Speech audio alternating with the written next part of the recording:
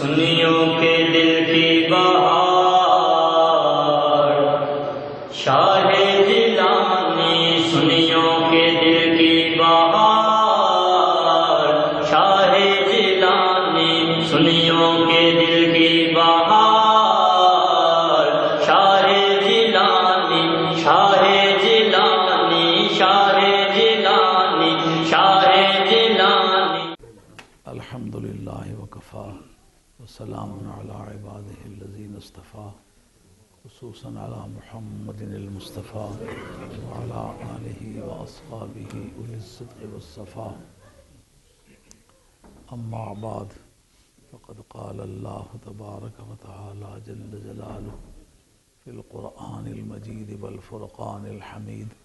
اعوذ باللہ من الشیطان الرجیم، بسم اللہ الرحمن الرحیم۔ انما ولیکم اللہ ورسولہ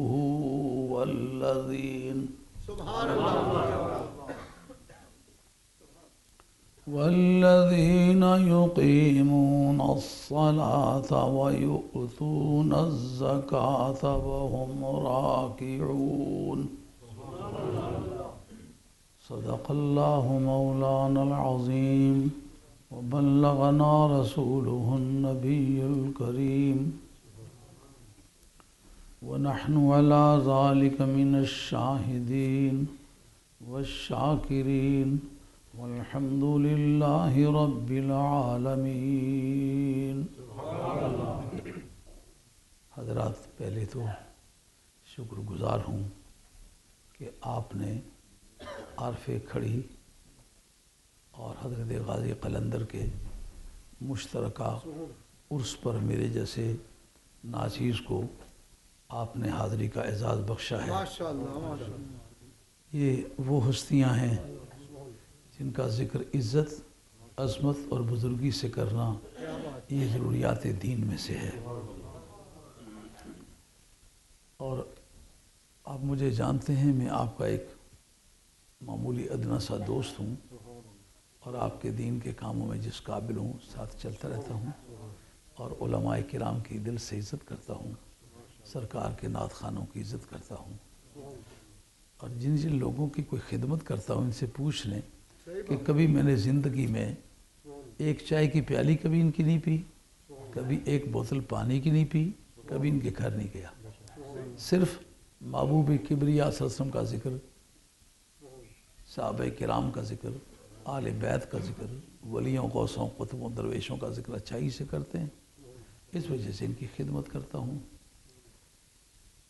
اور اس وقت حضرت غازی قلندر رحمۃ اللہ علیہ کا عرس ہو کر اس کی بنیاد کے طور پر میاں صاحب عارف کھڑی کے کلام کو حیثیت حاصل ہو جاتی ہے۔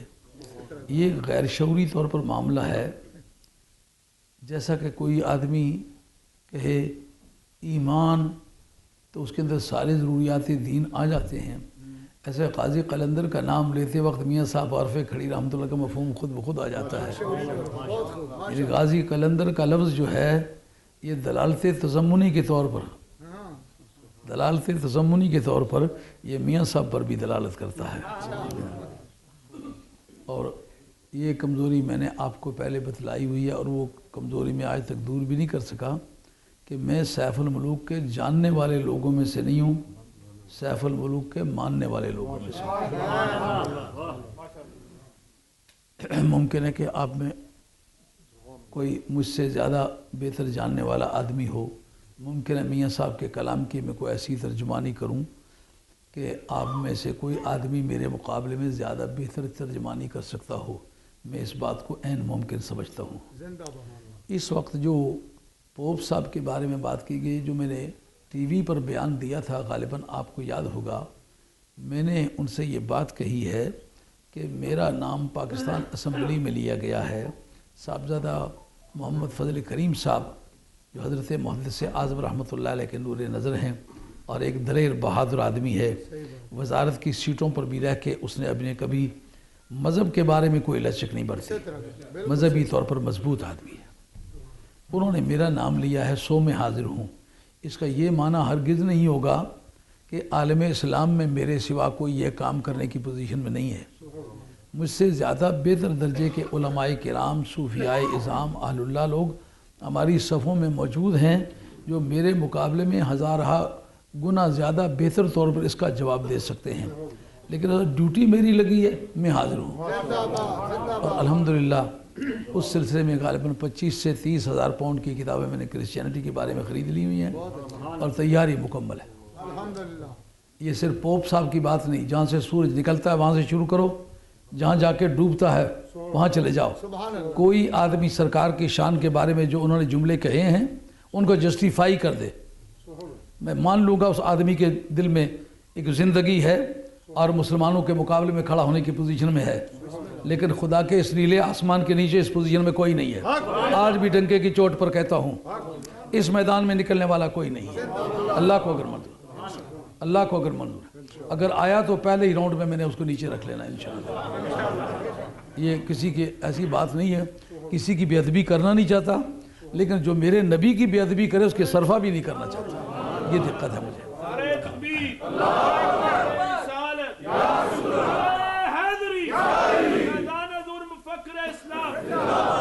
میں نے آج تک پوپ صاحب کی شان میں کوئی گستاخانہ کلمہ نہیں کہا، اس لیے کہ اگر میں گستاخی سے کسی کو روکنا چاہتا ہوں تو خود گستاخی کیوں کروں، اس وجہ سے محتاط رہا ہوں۔ مگر جو باتیں کہیں سراسر غلط ہیں، اور کوئی 2 4 10 نہیں، کئی ہزار ریفرنسز ایسے مہیا کر لیے ہوئے ہیں، کیا بائبل سے، کیا تلمود سے، کیا ان کی کامنٹریز سے، کیا ان کی باقی ریلیونٹ کتابوں سے، کیا ان کے اپنے جو پرسنل رائٹرز ہیں ان کے ذریعے سے، کیا ان کی انسائکلوپیڈیا سے۔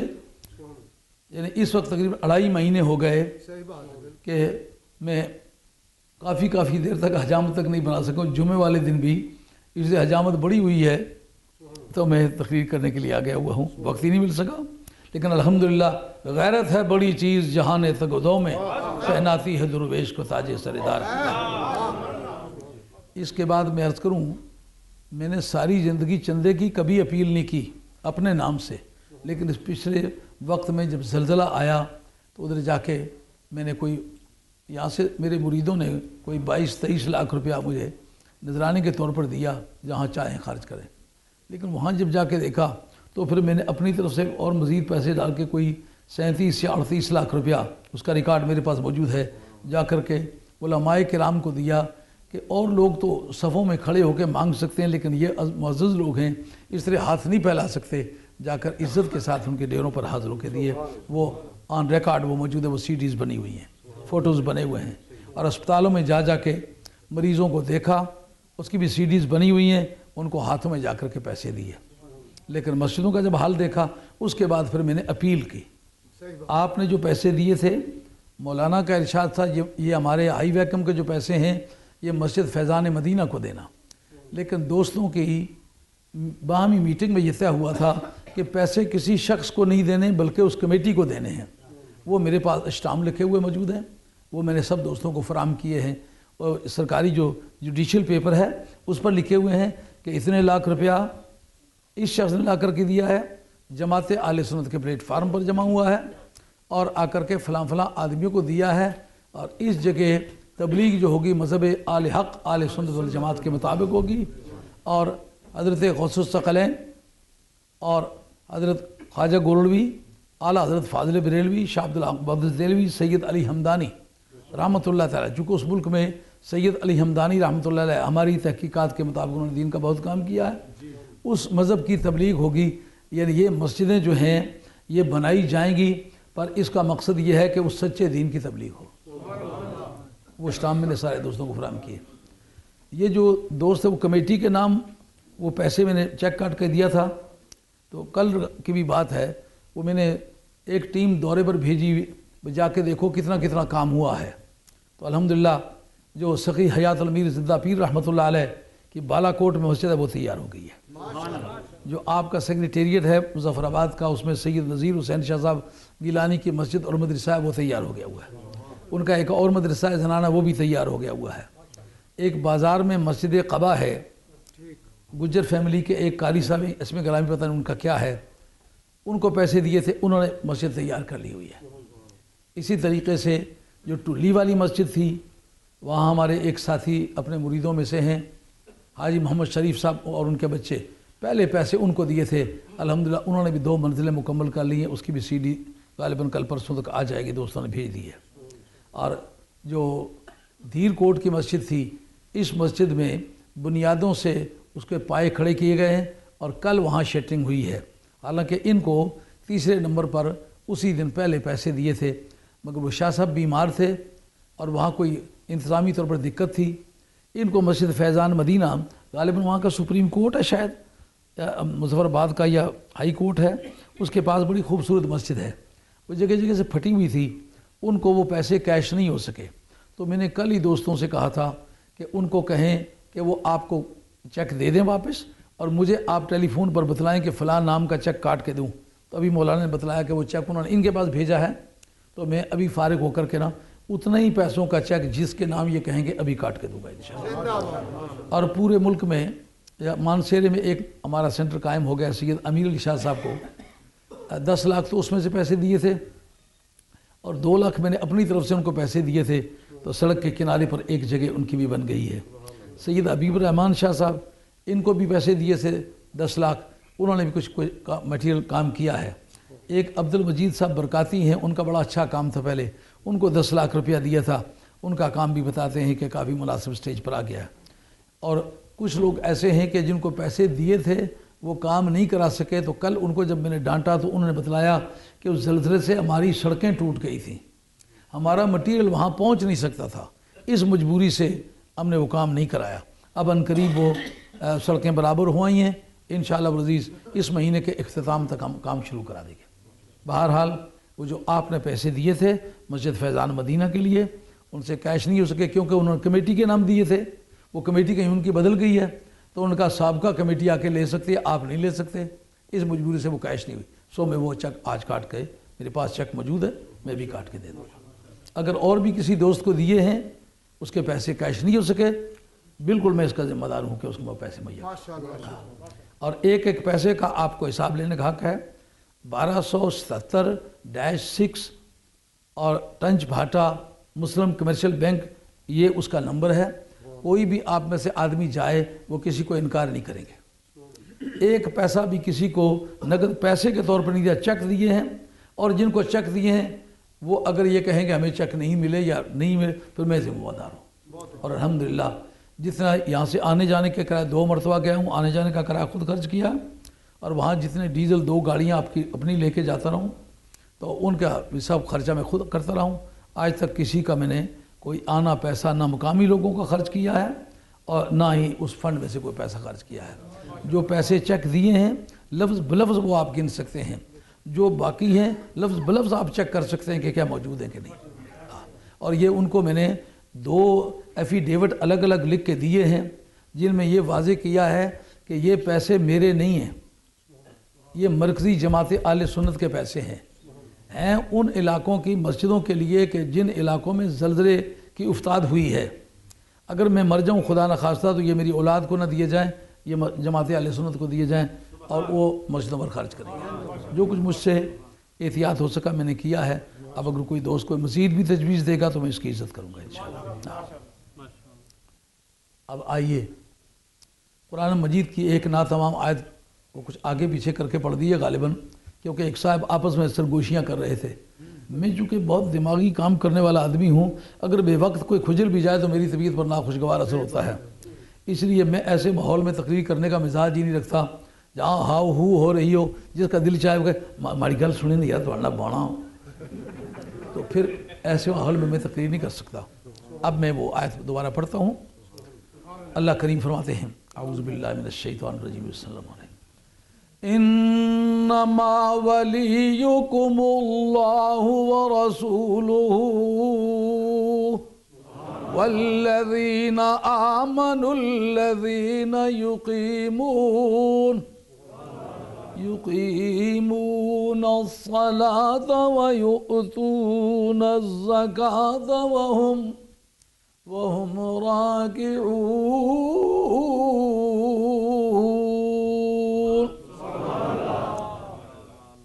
بجز اس کے نہیں ہے کہ تمہارا کار ساز اللہ ہے، اور آسان کرنا چاہو تو یوں کہا جا سکتا ہے کہ قواعد بلاغت کے مطابق انما سے جو قصر ہوتی ہے جزو ثانی مقصور علیہ ہوتا ہے، جزو اول مقصور ہوتا ہے۔ جزو اول جو ہے ولیکم ہے، جزو ثانی اللہ ہے، اس کے پہلے اگر صرف لگا لو تو معنی صاف ہو جائیں گے۔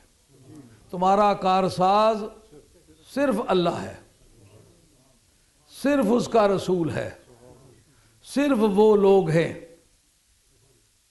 الذین آمنو، وہ ہیں جن کا عقیدہ سچا ہے۔ شاہ عبد الحق محدث دہلوی رحمۃ اللہ علیہ فرمایا کہ ایمان عقیدہ سیاح کا نام ہے، اسلام اعمال صالحہ کا نام ہے، اور دین ان دونوں کے مجموعے کا نام ہے۔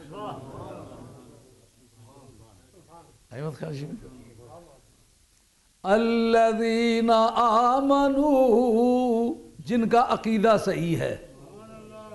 آگے نمازیں، روزے، حج، زکوٰۃ بعد میں چلیں گے، پہلے چیک ہوگا عقیدہ ٹھیک ہے کہ نہیں۔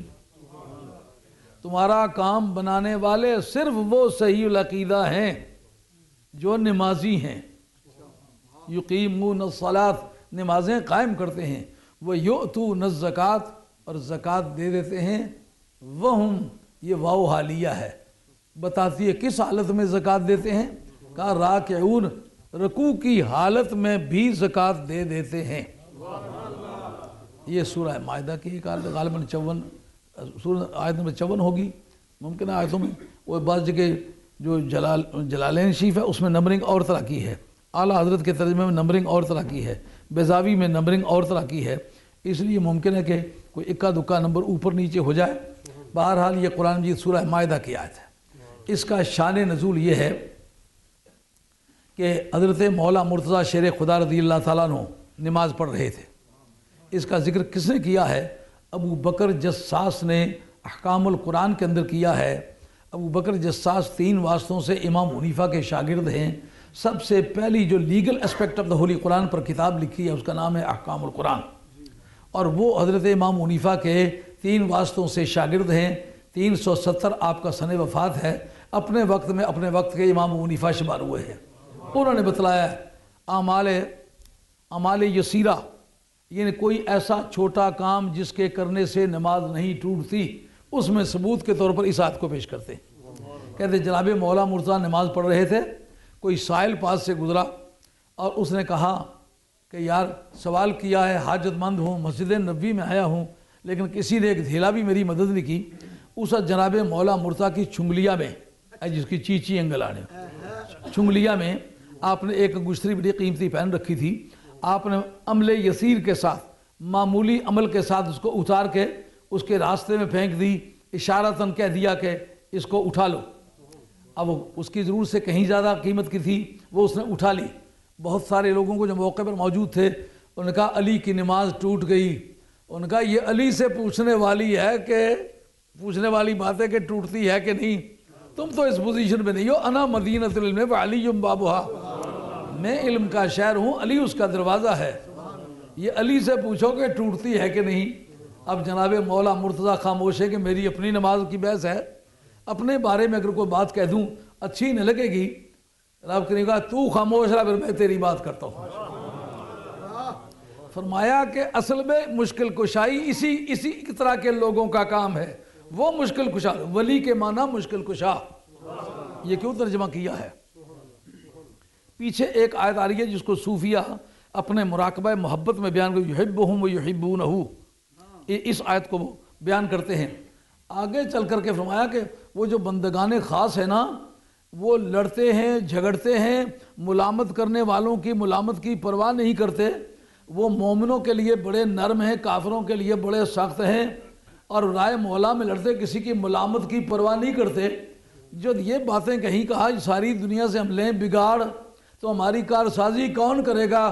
رب کرے گا، کارسازی میں کروں گا، میرا رسول کرے گا، اور یہ صحیح عقیدے والے جس طرح کا علی ہے اس طرح کے جو لوگ ہیں وہ مشکل کشا ہوں گے۔ آئی بات سمجھ میں؟ آج جلسہ ہے ولیوں کا، یہ ولیوں کے بادشاہ کی بات ہے، جو کل کائنات میں سب سے بڑا ولی جس نے پہلی امتوں میں بھی ولایت بانٹی ہے، یہ اس کی بحث ہے۔ پھر میاں صاحب رحمۃ اللہ علیہ پر آتے ہیں اور دیکھتے ہیں ولی کرتا کیا ہے۔ اندازہ کریں حضرت حیدر کرار کی زندگی میں عبادات اور چلے بھی ملتے ہیں، مگر ان کے اندر وہ روانی نہیں ہے جو بدر کے میدان میں کمبے مکے دے کفار جو چل گئی حیدر دی تلوار۔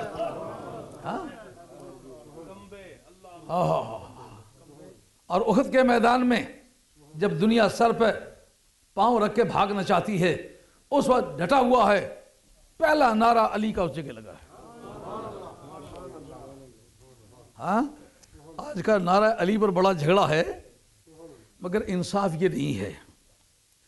جو چیز کسی بھی بزرگ کی شان میں جاتی ہے اس کو جانے دو۔ بزرگیاں بانٹنا ہمارا کام نہیں، ہمارا بزرگیوں کو ماننا ہمارا کام ہے۔ کسی بھی بزرگ کی کسی بزرگی کا منکر ہو جانا، اس سے بندے کے پلے کچھ نہیں رہتا، خواہ کہلواتے وقت کچھ کہلواتا رہے۔ یہ میرے پاس ہے ازالت الخفا عن خلافت الخلفاء، یہ شاہ ولی اللہ صاحب محدث دہلوی جو باپ ہیں شاہ عبد الغنی کے۔ شاہ عبد الغنی استاد ہے رشید احمد گنگوئی، قاسم نانوتوی، ان سب کو استاد یہ شخص ہے، تو یہ ان کے دادا استاد ہیں۔ یہ قاضی ثناء اللہ پانی پتی کا استاد ہے۔ یہ آدمی جو علماء دلی شمار ہوتے ہیں ان کا ہیڈ شمار ہوتا ہے۔ انہوں نے اس جگہ بحث کی ہے کہ جناب حیدر کرار کا نعرہ پہلے کس جگہ لگا ہے۔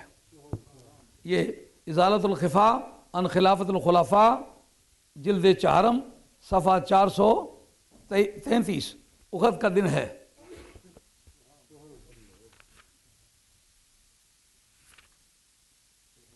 اس جگہ بات واضح ہوگی کہ جناب حیدر کرار کا جو نعرہ لگا ہے اس کی شرح میں اصل کیا ہے، مگر روکنے والے سے پوچھیں گے تو نے یہ کہاں سے لا ڈیرائیو کیا ہے۔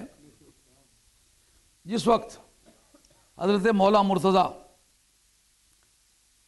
اس جگہ بتایا قال ابن اسحاق فلما عرف رسول اللہ صلی اللہ علیہ وسلم المسلمون نهضوا الیہ نهض معهم نائب الشعب معه ابن علی بن ابی طالب ابو بکر عمر وطلحہ وزبیر والحارث من المسلمین۔ اس جگہ بتایا کہ جناب حیدر کرار شیر خدا رضی اللہ عنہ جب دنیا بھاگ پڑی تو اس وقت کوئی آدمی مقابلے میں دشمن کے قائم نہ رہ سکا۔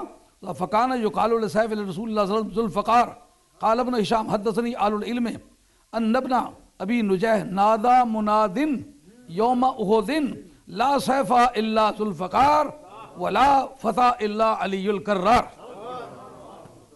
بولا مہربانی فرمائیں گے، مہربانی فرمائیں گے، تشریف لائیں۔ ازالت الخفا عن خلافت الخلفاء، یہ اس کا اردو ترجمہ بھی ہے اور اس کی اصل کتاب کا متن یہ ہے۔ یہاں بتایا ابو دجانہ، یہ اس 3 ہیرو تھے احد کے میدان کے، حضرت علی مرتضیٰ، حضرت امیر حمزہ، ابو دجانہ رضی اللہ تعالیٰ، ان کا ذکر کر کے کہا فکانہ یقال لسیف رسول اللہ صلی اللہ علیہ وسلم ذو الفقار، سرکار کی تلوار کا نام تھا ذو الفقار۔ قال ابن ہشام، سیرت ابن ہشام کے اندر یہ بات موجود ہے، حدثنی آل العلم، علم والوں نے مجھ سے یہ بیان کیا، ان ابن ابی نجیح، کہ ابن ابی نجیح جو ہیں یہ کہتے ہیں کہ نادا منادن یوم احدن، میدان احد والے دن کسی پکارنے والے نے اونچی آواز سے پکارا۔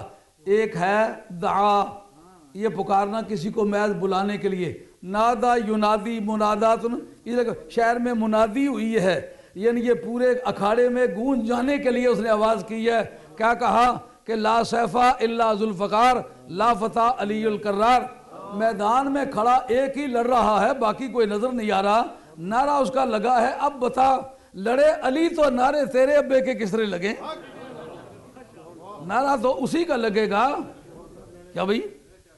ازالت الخفا عن خلافت الخلفاء جلد 4 اور صفحہ 422 عربی فارسی کا اور اردو کا 423، یہ دونوں صفحوں پر اردو کا ترجمہ بھی موجود ہے اور اس کے مقابلے میں عربی فارسی کا جو انہوں نے اپنے قلم سے لکھا ہے وہ بھی موجود ہے۔ اب بتاؤ جس وقت یہ نعرہ لگا جامی سے پوچھتے ہیں جامی تیرے پاس اس کا کیا ریکارڈ ہے؟ حضرت جامی رحمۃ اللہ علیہ کہتے ہیں بجنگ احد چون نبی ماندہ تنہا. ایسا ہے مصیبتہ کو بچنے راستا کیا سناؤں یہ پھر اکبری ہو سی یہ اکبری تار تقریرہ نہیں تروٹی کسی تو ماڑے کو لنڈے جوڑ لونڈے یہ یاد رکھیں. بجنگ احد چون نبی ماندہ تنہا بجنگ احد چون نبی ماندہ تنہا خدایش فرشتہ دا ناد علی را خدایش فرشتہ دا ناد علی را. جب میدان احد میں حضرت نبی کریم علیہ السلام تنہا رہ گئے اس وقت پروردگار عالم نے ناد علی مولا مرتضیٰ سرکار دو عالم علیہ السلام پر نازل کی. ہم یہ عقیدہ رکھیں یا نہ رکھیں جامی یہ عقیدہ رکھتا ہے ناد علی نازل ہوئی ہے. ناد علی کو پکار یہ اے سید دو عالم علیہ السلام پریشان کیوں ہوتا علی جو موجود ہے. انما ولیکم اللہ. یہ وجہ کہ اکھاڑوں کے وقت لوگ میدانوں میں اترتے وقت جناب مولا مرتضیٰ کا نام لیتے ہیں. اب جس نے پہلی مرتبہ کائنات میں کسی ولی کو اولاد آدم میں ولی بنایا پیدا وہ فاطمہ بنت اسد کے گھر ہوا کعبے کے اندر پیدا ہوا پیدائش بعد کی ہے ولی سازی پہلے کی ہے. اس پر ملاحظہ فرمائے. یہ میرے ہاتھ میں ہے تفسیر بصری حضرت قاضی ثناء اللہ پانی پتی رحمۃ اللہ علیہ. شاگرد ہونے کے طور پر یہ شاہ ولی اللہ صاحب کے شاگرد ہیں. مرید ہونے کے طور پر مرزا مظہر جان جانا رحمۃ اللہ علیہ کے مرید ہیں. مرزا مظہر جان جانا چند واسطوں سے حضرت خواجہ معصوم بادشاہ جو حضرت امام ربانی مجد الفسانی شیخ احمد سراندی رحمۃ اللہ علیہ کے فرزند اکبر ہیں اس سلسلے کے مرید ہیں. ان سے کہا گیا کہ آپ اپنی تفسیر کا نام تفسیر ثنائی کیوں نہیں رکھتے؟ فرمایا اپنے شیخ کی موجودگی میں کسی اپنی چیز کو اپنی چیز سمجھتا ہی نہیں. میری تفسیر کا نام مظہری ہے میرے شیخ کا نام مرزا مظہر جان جانا ہے. یہ شاہی خاندان کے شہزادے تھے جن کے یہ مرید ہیں. یہ میرے پاس تفسیر مظہری ہے جلد دوئم ہے صفحہ 120 ہونا چاہیے.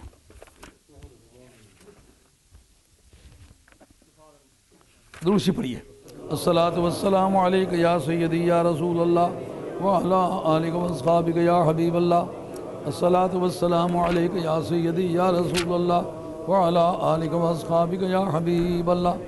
الصلاۃ والسلام علیک یا سیدی یا رسول اللہ وعلی آلک واصحابک یا حبیب اللہ. الصلاۃ والسلام علیک یا سیدی یا رسول اللہ وآلک واصحابک یا حبیب اللہ. اس جگہ حضرت قاضی ثناء اللہ پانی پتی اس آیت کے تحت کہ کنتم خیر امت اخرجت للناس یہ صفحہ 19 سے عبارت شروع ہوتی ہے. تھوڑی زحمت میں آپ کو اس لیے پایال بٹھایا تھا کہ آپ ملاحظہ فرمائیں کہ ایک گواہی میری بن جائے کہ میں نے اکیلے میں اس کا ترجمہ نہیں کیا. اخرجت للناس اس کا جار مجرور متعلق بتاتے ہیں. اخرجت کے ساتھ للناس کا جار مجرور متعلق ہے یعنی تمہیں جو نکالا گیا ہے لوگوں کے لیے ہے. الناس پر ان کے نزدیک الف لام استغراقی ہے یعنی جتنے فرد انسانیت کے ہیں ان سب کے لیے تمہیں نکالا گیا ہے. اس بنیاد پر حضرت قاضی ثناء اللہ پانی پتی کہتے ہیں کل تو رجالو حاضر الامت اکثر ارشادوں و اقوا تاثیراً فی الناس بالجذب الی اللہ تعالی من رجال الامم السابقت وکان کتب ارشاد کمالات الولایت علیاً. یہ عراب کی غلطی انہوں نے کہا اس لیے میں نے اس پر نشان لگائے ہوئے ہیں کیونکہ یہ اس کی خبر واقع ہوتی ہے کاتب کا صاحب ہے.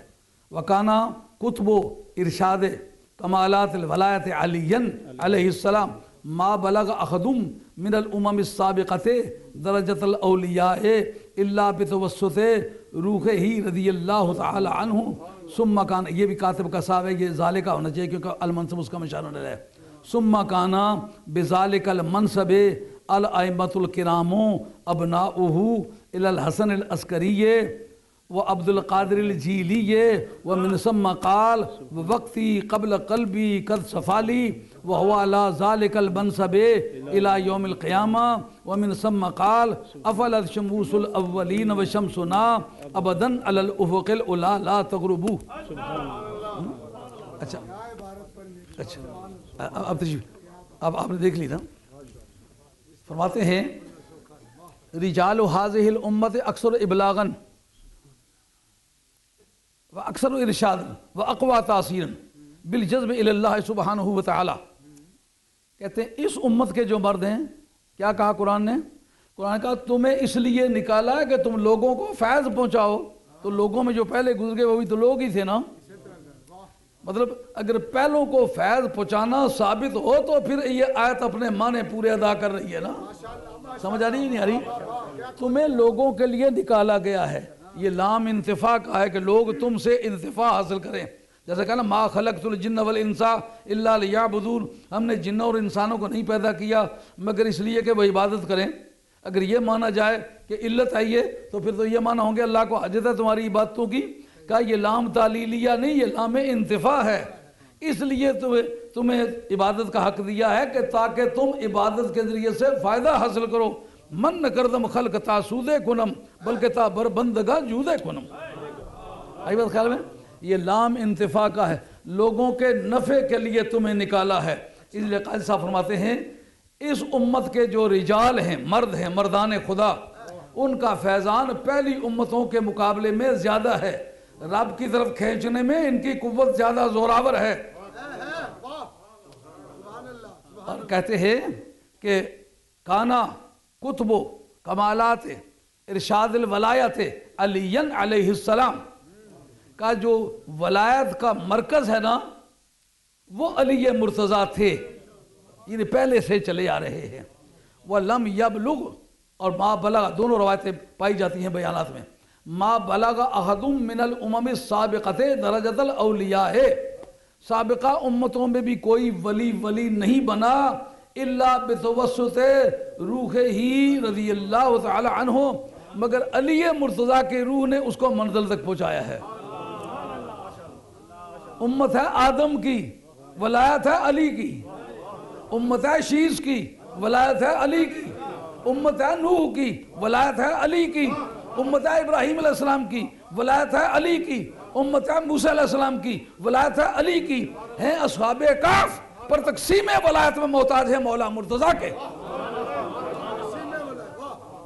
ملی نہ دولت عرفان بجز نگاہ علی، ملی نہ دولت عرفان بجز نگاہ علی.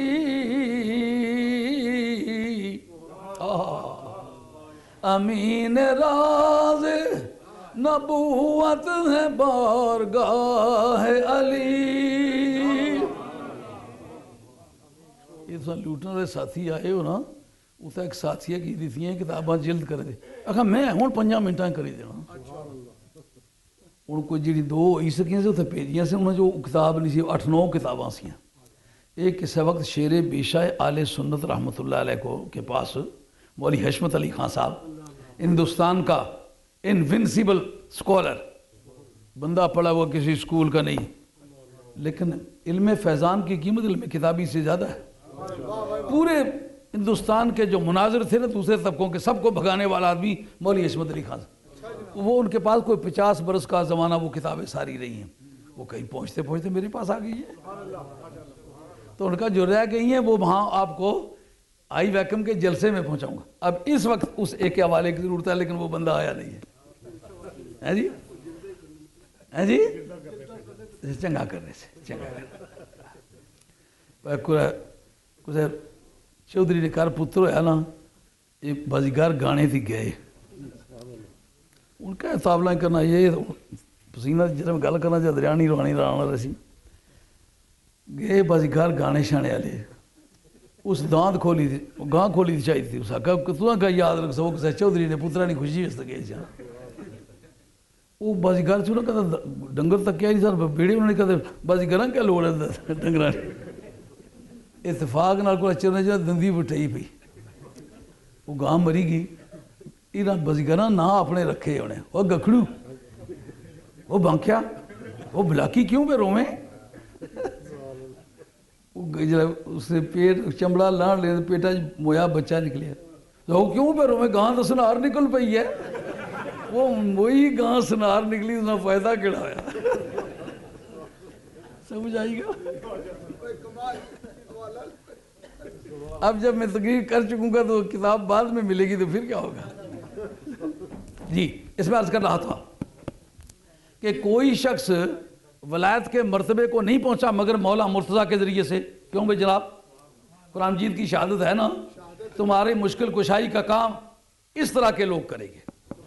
اس صفت کا کوئی اور ہے؟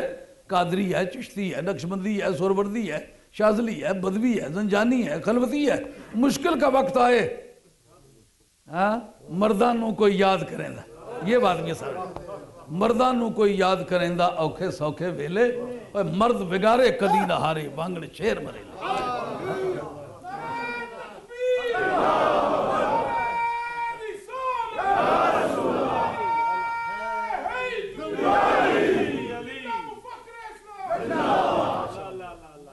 کہتے ہیں وَكَانَ عَلَى ذَلِكَ الْمَنْصَبِ مِنْ أَوْلَادِهِ رَمْجَادِ مِنَ الْأَئِمَّةِ الْكِبَارِ إِلَى حَسْنِ الْعَسْكَرِيِّ ثُمَّ عَلَى ذَلِكَ الْمَنْصَبِ السَّيِّدِ الشیخ عبد القادر الجیلی وهو عَلَى ذَلِكَ الْمَنْصَبِ إِلَى يَوْمِ الْقِيَامَةِ وَمِنْ ثُمَّ قَالَ أَفَلَتْ شُمُوسُ الْأَوَّلِينَ وَشَمْسُنَا أَبَدًا عَلَى الْأُفُقِ الْعُلَى لَا تَغْرُبُوا.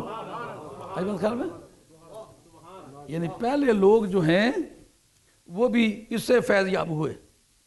اب سمجھنے والی بات سمجھ میں آگئی کہ نہیں آگئی کہ مشکل کشائی کا کام یہ کرتے رہے، لیکن ولیوں کا موضوع بھی سمجھ میں آیا.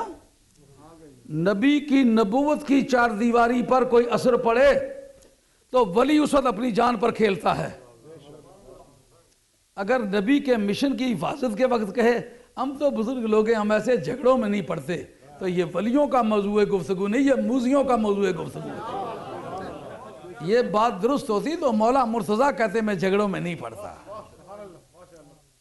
ان کا جھگڑوں کو تو نپٹائے بغیر تو ولایت قائم نہیں ہوتی. یہ جناب مولا مرتضیٰ شیر خدا رضی اللہ عنہ کے بارے میں یہ قاضی ثناء اللہ صاحب پانی پتی کا بیان ہے. یہ میرے پاس امام ربانی مجدد الافسانی شیخ حامد سرندی رحمۃ اللہ تعالیٰ علیہ کی کتاب ہے، آپ کی مکتوبات شریف. مکتوبات شریف کا جلد سوئم ہے، لیٹر نمبر 130 ہے، 123 اور اس کا صفحہ نمبر 1626 ہے. میں آپ کے سامنے وہ عبارت پیش کرتا ہوں جو اس بات کی وضاحت کرے کہ یہ جو بات قاضی ثناء اللہ صاحب پانی پتی نے کہی ہے یہ اپنے مرشد کے مزاج کے موافق کہی ہے، انہوں نے اپنی طرف سے نہیں کی. اور بالکل بینی یہی بات صاحب روح المعانی نے بھی لکھی ہے، کیونکہ صاحب روح المعانی سید محمود آلوسی بغدادی جو ہیں یہ مرید ہیں شیخ خالد کردی کے. شیخ خالد کردی استاد اور مرشد ہیں امام شامی کے بھی اور سید علامہ محمود آلوسی بغدادی کے بھی. اور شیخ خالد کردی جو ہیں یہ خلیفہ ہیں حضرت امام ربانی مجدد الافسانی شیخ حامد سرندی کے. آئی بات خیال سی میں؟ اس جگہ آپ سے پوچھا گیا، یہ لیٹر نمبر 123 ہے اور مکتوبات شریف کا صفحہ نمبر 125 سے شروع کر 126 پہ ختم ہوتا ہے. اور اس جگہ وہ کہتے ہیں اور اس راہ میں یہ راستے دو ہیں رب سے ملنے کے، ایک وہ راستہ ہے جس میں کوئی واسطہ ہے، ایک وہ راستہ ہے جس میں کوئی واسطہ نہیں. کہا جس راستے میں واسطہ نہیں ہے وہ صرف نبیوں کا مقام ہے، باقی جتنے بھی ہیں ان میں واسطہ ہے، لیکن وہ بھی اس لیے کہہ رہے ہیں کہ نبیوں کے لیے غیر نبی کا واسطہ نہیں. وگرنہ امام قسطلانی رحمۃ اللہ نے باب ما جاء فی خصوصیت صلی اللہ علیہ وسلم کے اندر لکھا ہے کہ کسی نبی کو کوئی نبوت، کسی رسول کو کوئی رسالت، کسی نوری کو کوئی نورانیت، کسی حسین کو کوئی حسن، کسی پھول کی کوئی شگفتگی، کسی کلی کا کوئی تبسم، کسی ہرن کی کوئی چوکڑی ایسی نہیں جو مدینے والے کی بارگاہ سے تقسیم ہوئے بغیر گئی ہو. دوسرا راستہ ہے واسطے سے پہنچنا. یہ جو اللہ کے پیارے لوگوں کی خوشامد لوگ کرتے ہیں ان سے رب کا راستہ ملتا ہے، اس وجہ سے خوشامد کرتے ہیں. ایک چھوٹا سا رشتہ ضرورت پڑ جاتا ہے کہ رہ نہیں سے یہ ماسی اس نے ناراض ہوئے تو پھر نہیں رشتہ دین لگے. ماسی اس نے گھر گشنا پیسے دیکھو کاٹیاں وادیں 100 گلاں ہونیاں، کوئی 20 جائیں انہوں کے اکڑانے تاں رشتہ دینے، تو رشتہ دوئے دلے ماری پولے تو گھر چلے گئے سر. لیکن یہ ایسا ہے اصل زندگی مل جاتی ہے، اصل زندگی ہاتھ آ جاتی ہے. इस जगह लिखते हैं, और एक वो राह है जो कुर्ब वलायत से ताल्लुक़ रखती है। अक्ताब, औताद, उदला, नुजबा और आम औलिया अल्लाह इसी रास्ते से वासिल हैं और राय सलूक इसी से इबारत है, बल्कि मुतारिफ जज्बा भी इसी में दाखिल है और इसमें तवस्सुत और हैलूलियत साबित है। और इस राह के वासलीन पेशवा और उनके सरदार और उनके बुजुर्गवारों के मंबा फैज़ हज़रत अली करमल्लाहु ताला वजहुल करीम हैं। यानी एक अल्लाह से मिलना बिला वास्ता, एक अल्लाह से मिलना बिल वास्ता, बिला वास्ता मिलना नबियों का काम, वलियों का क्या का हर वली को वास्ता अली इस्तेमाल करना पड़ेगा। अली को बीच में से निकाल के मिली ना दौलत इरफा बजुज निगाह अली, अमीन राज नबूवत है बारगाह अली। क्योंकि जनाब मौला मुर्तज़ा फरमाया करते थे, मेरी मोहब्बत और बुग़्ज़े सिद्दीक़ अकबर, मेरी मोहब्बत और बुग़्ज़े फ़ारूक़ आज़म ये एक कल्ब में नहीं रह सकते, वो झूठा है मेरी मोहब्बत में। यही वजह है जो बुग़्ज़े सहाबा रख के अली अली करते हैं उनमें वली कोई नहीं गुजरा। इसका मतलब यह है कि अली ने जो अपनी मोहब्बत के हुदूद मुकर्रर किए हैं उन हुदूद की पाबंदी करेगा तो वलायत आएगी, वगरना नहीं आएगी। सुनियो खुश नसीब हो कि खुदा की कायनात में तुम्हारे ज़ुमरे के सिवा वली कोई नहीं। मैं ये समझता हूँ कि हज़रत अमीर अपनी जस्ती पैदाइश से पहले भी, ये मुजद्दिद साहब रहमतुल्लाह का कहना है, इस मकाम के मलजा मावा थे। ये तकसीम वलायत का काम किया करते थे। आपका जिस्म अभी नहीं बना था तो पहले भी वलायत बांटा करते थे। जैसा कि आप जस्ती पैदाइश के बाद हैं और जिसको भी फैज़ व हदायत इस राह से पहुँची उनके ज़रिए से ही पहुँची, क्योंकि वो इस राह के आखिरी नुक्ता के नज़दीक हैं और इस मकाम का मरकज़ उनसे ताल्लुक़ रखता है। और जब हज़रत अमीर का दौर ख़त्म हुआ तो ये अज़ीमुल क़द्र मनसब तरतीबवार हसनैन करीमैन को सुपुर्द हुआ और उनके बाद वही मनसब आइम्मा इस्ना अशरा में से हर एक को तरतीबवार और तफसील से मुकर्रर हुआ। और उन बुजुर्गवानों के ज़माना में और इसी तरह उनके इंतकाल के बाद जिसको भी फैज़ और हिदायत पहुँचता है उन बुजुर्गवारों के ज़रिया और हैलूलियत से पहुँचता है। यही वजह है कि मियां साहब कहते हैं, आल औलाद तेरी दा मंगता, तुम जवाब तो और लैना पढ़ लो, मैं बुढ़ा आदमी मैं अपनी लैना पढ़ सकता। आल औलाद तेरी दा मंगता मैं कंगाल ज़यानी, पाओ खैर मोहम्मद ताई सदका शाह जिलानी। उसने पुत्रा ने कोई दुश्मन होए तो दिल करना इसकी वली बनाई सटिया यारा, इसने क्या वजह ही तुसा तो अपने पुत्रा ने दुश्मन की वली नहीं बनाना चाहने, तो अली अपने पुत्रा ने दुश्मन की वली बनाना चाहना। ये वजह कि सैयद ना वैर पिटने वाला दाढ़ी जितनी मर्जी है लंबी करे, खा बनावटी की नहीं ना तो सवा गज करी कख नहीं।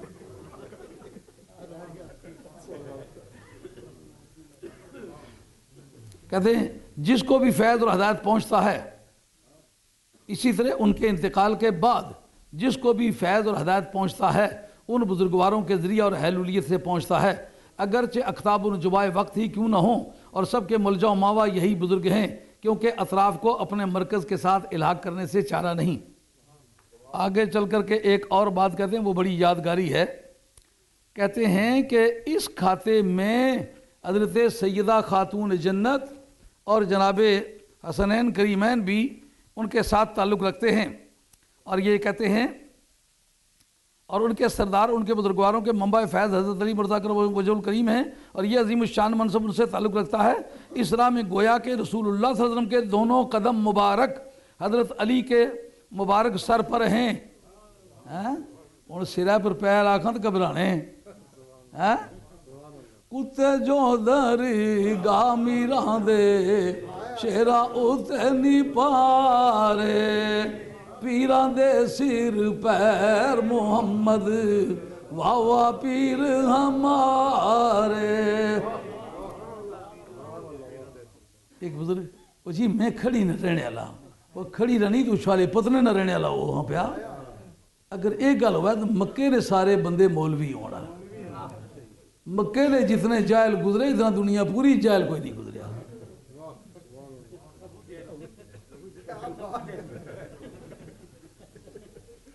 اور رئیس المنافقین مدینہ طیبہ گزریا ہے. رہنے نال گل نہیں بننی، ٹہنے نال گل بننی. اور حضرت فاطمہ اور حضرات حسنین کریمین رضی اللہ عنہ اس مقام پر ان کے ساتھ شریک ہیں، جو کہ یہ کہا ہے میں نے، کتے جو درگاہ میران دے شیرا اوتے نہیں پارے، پیران دے سر پیر محمد واہ واہ پیر ہمارے. اے دیواراں بنی ہیں نا، میں تو تساں سمجھ لو سم ایویں یہ مٹی نے ٹھیرا ایسا کوئی ٹکڑا سٹن آیا دے یہ بٹے لائی گیا. لیکن جس انجینئر سے پوچھو، آرکیٹیکٹ سے پوچھو، اس نے کونے ماپ کے رکھے ہوں گے، پیمائش پوری کی ہوگی، جہاں سے کٹوتی بنتی ہے کٹوتی کی ہوگی، کونے نکالے ہوں گے، بلخیاں نکالی ہوں گی، کسنڈے سے کسنڈا جدا کیا ہوگا، نہیں تو کام خراب ہو جاتا ہے. اس جگہ اس بحث میں کہ یہ پیروں کے سر پیر محمد یا پیروں دے سر پیر محمد، لگا پیروں دے سر پیر محمد مومن کلمہ پڑھنا. اس کو کہتے ہیں سنت تجنیس ناقص. پیران دے سر پیر، پیر اور پیر میں جس جگہ کوئی سے دو کلمے ہوں ان کی شکل ایک جیسی ہو، اعراب کا فرق ہو، اس کو کہتے ہیں سنت تجنیس ناقص. یہ شعر و شاعری کی زبان ہے. جلا بندہ نہیں آنا میں سہ ملوک پڑھے ہو یہاں، بولا میں حیران ہوں ساری زندگی میں پڑھی تھی میں آج تک نہ آگی سکیا، کوئی تو ہی جلا کسی نہ کسی گل کو تو آتا گئی ہے. یہ سنت تجنیس ناقص ہے. پیر اور پیر، پیر کے سپیلنگ میں صرف پے کے نیچے زیر ہے اور دوسری کے پی کے پے جو ہے اس کے اوپر زبر ہے، باقی پے یہ را ان کا سپیلنگ ایک جیسا ہے، صرف اعراب کا فرق ہے. اس کا نام ہے سنت تجنیس ناقص. تو حضرت پیر شگالی دمڑی علی سرکار کا غلام میاں محمد صاحب عارف کھڑی، وہ شعر و شاعری علم روز کا جاننے والا آدمی ہے، اس کو پتہ یہاں کون سی ٹیکنیک استعمال کی ہے. لوگ اس میں ایسی غلطی کھاتے ہیں کہ وہ غلطی کھا کر سمجھتے بھی نہیں کہ غلطی کھا گئے. اگر پیران دے سر پیر پڑھو تو کلمہ مومل بن جاتا ہے. اردو آنے یہ پیران یہ راجہ نے سر راجہ آکھنے ہو، یہ چودھریاں نے سر چودھری آکھنے ہو. کہنا تو سردار چاہتے ہو نا.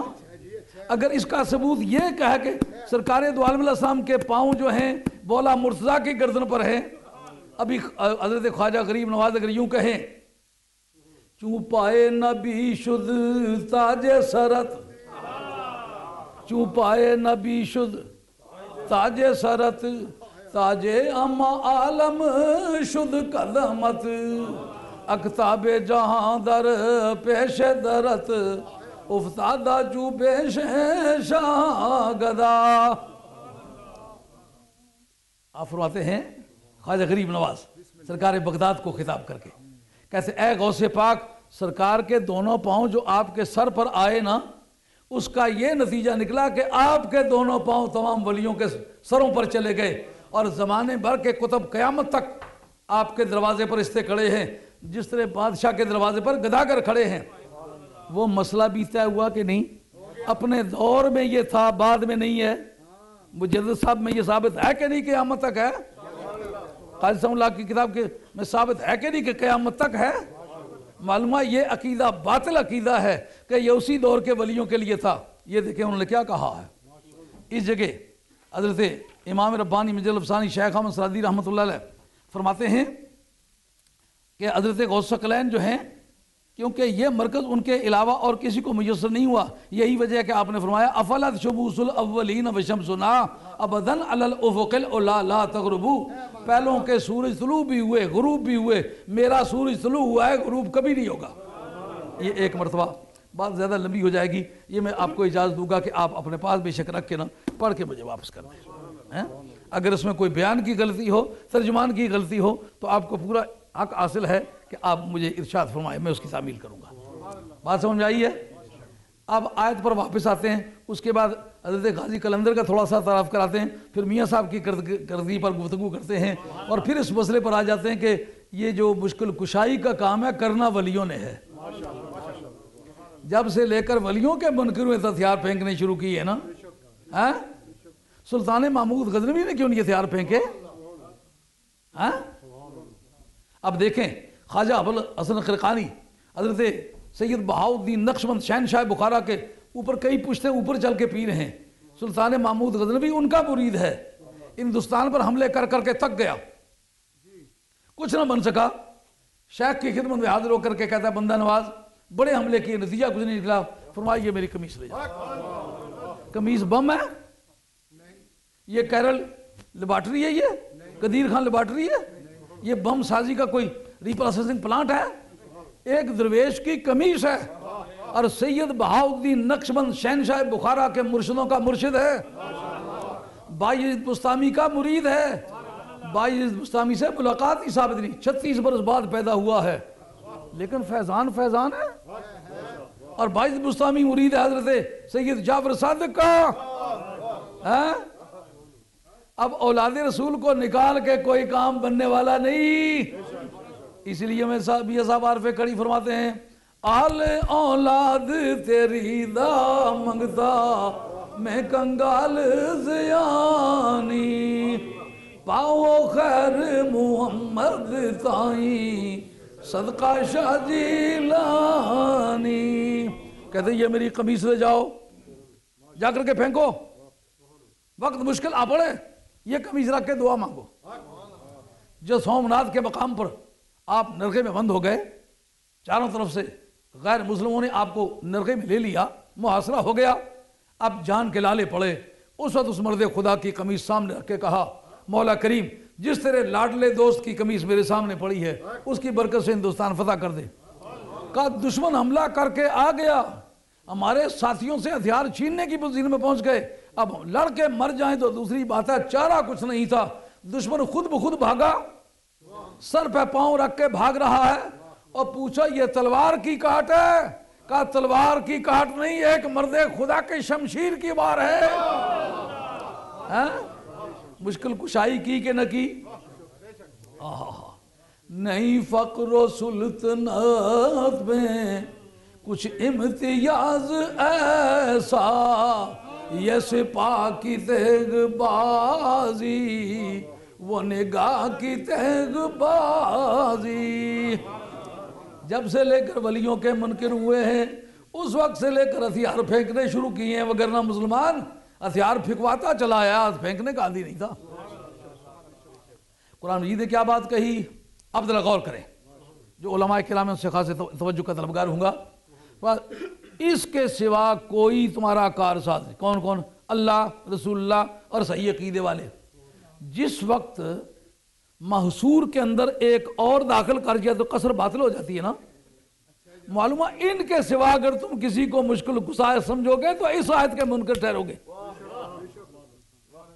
اللہ کا نام لیا کہ تمہارا کارساز صرف اللہ ہے, وہ تو ٹھیک ہے, پتہ چل گیا. رسول کا نام محمد تھا صلی اللہ علیہ وسلم, محمد نام کیوں نہیں لیا؟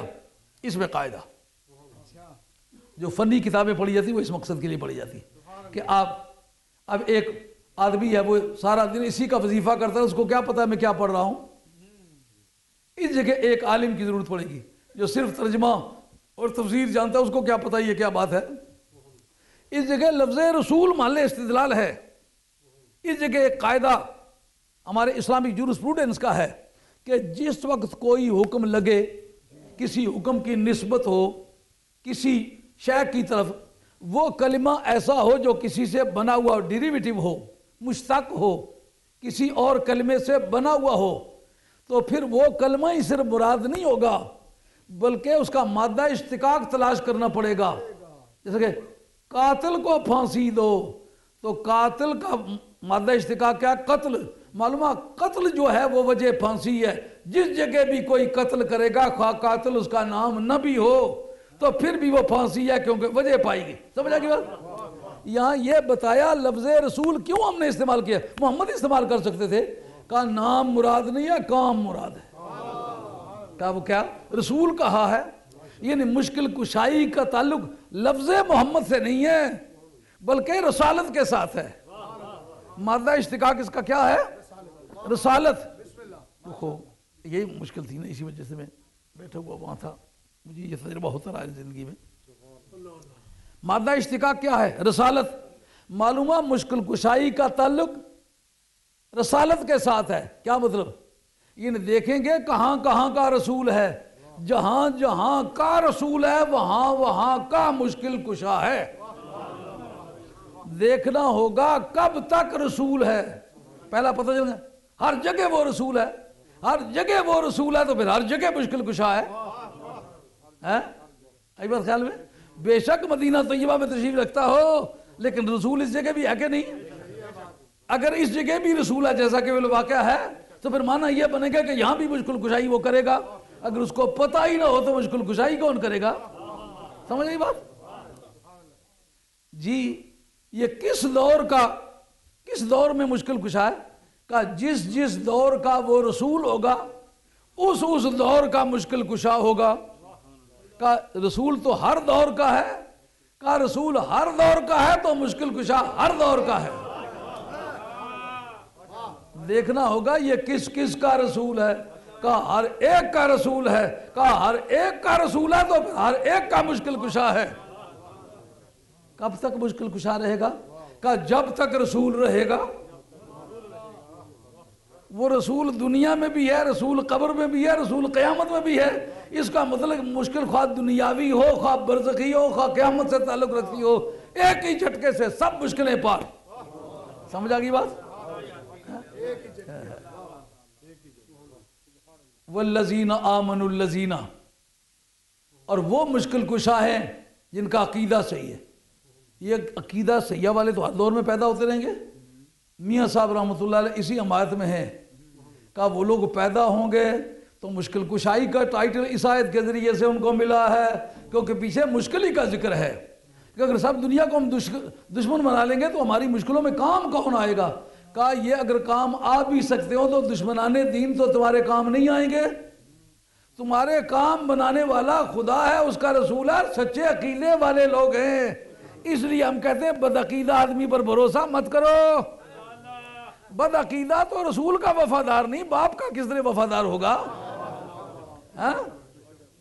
میاں صاحب فرماتے ہیں مردانو کوئی یاد کریں دا آؤ کیسا کہ ویلے, مرد ونگارے کدی نہ ہارے وانگن شیر مرے لے. اب بات اس نتیجے پر آپ پہنچی ہے کہ مشکل کشائی کا معاملہ عقیدہ صحیحہ اور اعمال صالحہ سے تعلق رکھتا ہے. حضرت ابو الحسن قرقانی رحمۃ اللہ علیہ کی قمیص نے جو یہاں حالات بدلے تلوار سے بدلے کہ عقیدہ صحیحہ اور اعمال صالحہ سے بدلے. غوث الثقلین نے جو ڈوبا ہوا بیڑا تارا ہے وہ کسی ملاح کے ذریعے سے تیرایا ہے یا کہ عقائد صحیحہ اور اعمال صالحہ؟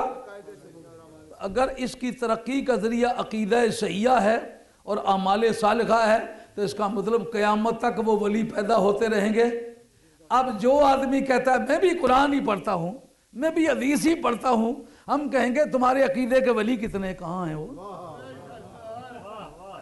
اگر تم وہ قرآن پڑھ رہے ہو جس کا ذکر قرآن میں ہے, اس کے عقیدے کا تو کام ہے وہ ولی پیدا کرتا ہے. وہ قادری ہیں تو ہمارے, چشتی ہیں تو ہمارے, نقشبندی ہیں تو ہمارے, سہروردی ہیں تو ہمارے, تمام ثلاثے اولیاء اللہ ہیں تو ہمارے. تمہارا اس میں کیا ہے؟ اسی سلسلے کی ایک کڑی حضرت پیر شاہ غازی قلندر رحمۃ اللہ علیہ. یہ خاندان آوان سے ان کا تعلق ہے. جو باغ علی دا او گل لالا جو فرمایا ہے نا, حضرت حیدر کرار کی غیر فاطمی اولاد جو سید نہیں کہلا سکتی, سید صرف اولاد فاطمہ ہے, اس کے سوا کوئی قوم سید نہیں کہلا سکتی. اور اس پر طبرانی کی وہ حدیثیں اور دوسری کتب سیاح کے اندر یہ احادیث موجود ہیں کہ سرکار نے فرمایا اے علی یہ میری خصوصیت ہے, ہر بیٹے کی نسب اس کے باپ کی طرف منسوب ہوتی ہے سوائے اولاد فاطمہ کے. آپ کی باقی بیٹیاں بھی ہیں لیکن نام نہیں لیا. اس کا مطلب امام طبرانی کہتے ہیں اگر باقی بیٹیوں کی اولاد ہوتی اور وہ زندہ رہتی پھر بھی وہ سید نہ ہوتے. کیوں کہ یہ خصوصیت صرف اولاد فاطمہ کے بارے میں سرکار نے فرمایا یہ میری خصوصیت ہے کہ میری اولاد اللہ نے اے علی تیری پشت میں رکھی ہے جس کا ظہور بطن فاطمہ سے ہوگا. اس کا مطلب یہ دو قیدیں ہیں, اولاد میری ہوگی پر وہ جس میں تو بھی شامل ہو علی بھی شامل ہو وہ میری اولاد ہے. جب یہ جملہ آپ نے فرمایا اس وقت آپ کی تینوں بیٹیاں باقی زندہ تھی اور تینوں داماد بھی زندہ تھے اور اس وقت ان کی اولاد بھی تھی. اس کے بعد اولاد کسی کی بھی آگے نہیں چلی, اولاد صرف حضرت سیدہ فاطمہ کی چلی. مگر حضرت بگا شیر ولی رحمۃ اللہ علیہ کے مرشد پاک غازی قلندر جو ہیں, ان کے بارے میں جو میاں صاحب نے کہا باغ علی دا او گل لالا, وہ جن لوگوں نے بعد میں کچھ یہ کوشش کی کہ ہم ان کے اولاد ثابت ہو جائیں, کسی نے کہا جناب وہ گجر تھے, کسی نے کہا وہ سید تھے, لیکن یہ سارے دھندے ان کو وہاں کی گدی پر قبضہ کرنے کے لیے تھے. اصل میں وہ حضرت حیدر کرار کی غیر فاطمی اولاد ہے اور وہ مرید حضرت سید علی امیر محمد رحمۃ اللہ علیہ کے, اور وہ مرید اور صاحبزادے حضرت مقیم بادشاہ رحمۃ اللہ علیہ کے. اور حضرت مقیم شاہ بادشاہ رحمۃ اللہ علیہ اپنے والد بہاول حق شیر قلندر رحمۃ اللہ علیہ کے سے بیعت نہیں ہو سکے, موقع پر موجود نہیں تھے, کہیں باہر گئے ہوئے تھے. واپس آئے تو کافی تگ و دو کی کہ کسی طرح مجھے مرشد کا سراغ مل جائے. اس وقت حضرت بہاول حق شیر قلندر رحمۃ اللہ علیہ نے قبر سے باہر تشریف لا کر کے کہا کہ گھبراؤ نہیں, تم اس طرح کرو, چلے جاؤ میانی جو قبرستان ہے لاہور میں, اس جگہ سخی حیات المیر زندہ پیر حضرت والی بغداد کے پوتے حضرت سید شاہ عبد الرزاق کے صاحبزادے, وہ وہاں تشریف فرما ہیں, تمہارے انتظار میں ہیں. آج کل کا میں کچھ نہیں بتا سکتا, جس زمانے میں ہم نے لاہور پڑھا اس جگہ وہ ایک حجرہ سا بنا ہوا تھا, وہ کہتے تھے یہ حجرے والوں کا حجرہ ہے, حجرہ شاہ مقیم والوں کا. اس جگہ جا کر کے انہوں نے بیعت کی اور ان سے اجازات لی. اس لیے حضرت مقیم شاہ بادشاہ رحمۃ اللہ علیہ جو ہیں یہ سخی حیات المیر زندہ پیر کے مرید ہیں. اور بری شاہ لطیف صاحب رحمۃ اللہ علیہ کے بارے میں موجودہ تذکرہ نگار یہ لکھتے ہیں کہ وہ حضرت مقیم شاہ بادشاہ کے مرید ہیں, اور کچھ لوگوں نے یہ لکھا ہے کہ وہ بھی ان کے ساتھ ہی بیعت ہوئے تھے, وہ پیر بھائی ہیں بری شاہ لطیف صاحب رحمۃ اللہ علیہ.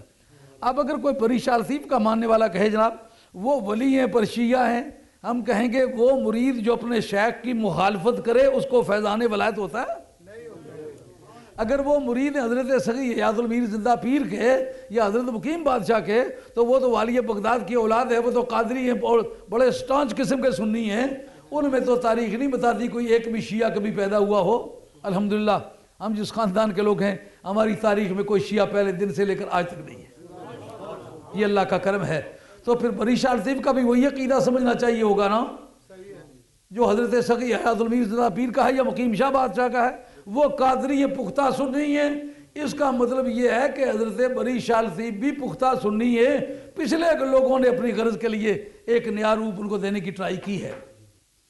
اب اس کے بعد حضرت میاں صاحب عارف کھڑی رحمۃ اللہ علیہ, آپ کا بھی ایک طویل قصہ ہے, مگر آپ جس دور میں پیدا ہوئے اس دور کے بعد پھر آپ کو بھی ضرورت پڑی کہ میں کسی کا مرید ہوں, تو انہوں نے پھر ان کو ارشاد ہوا کہ آپ ایسا کریں کہ آپ میاں غلام محمد صاحب کلروری والوں کے پاس جا کر کے ان سے بیعت کر لیں.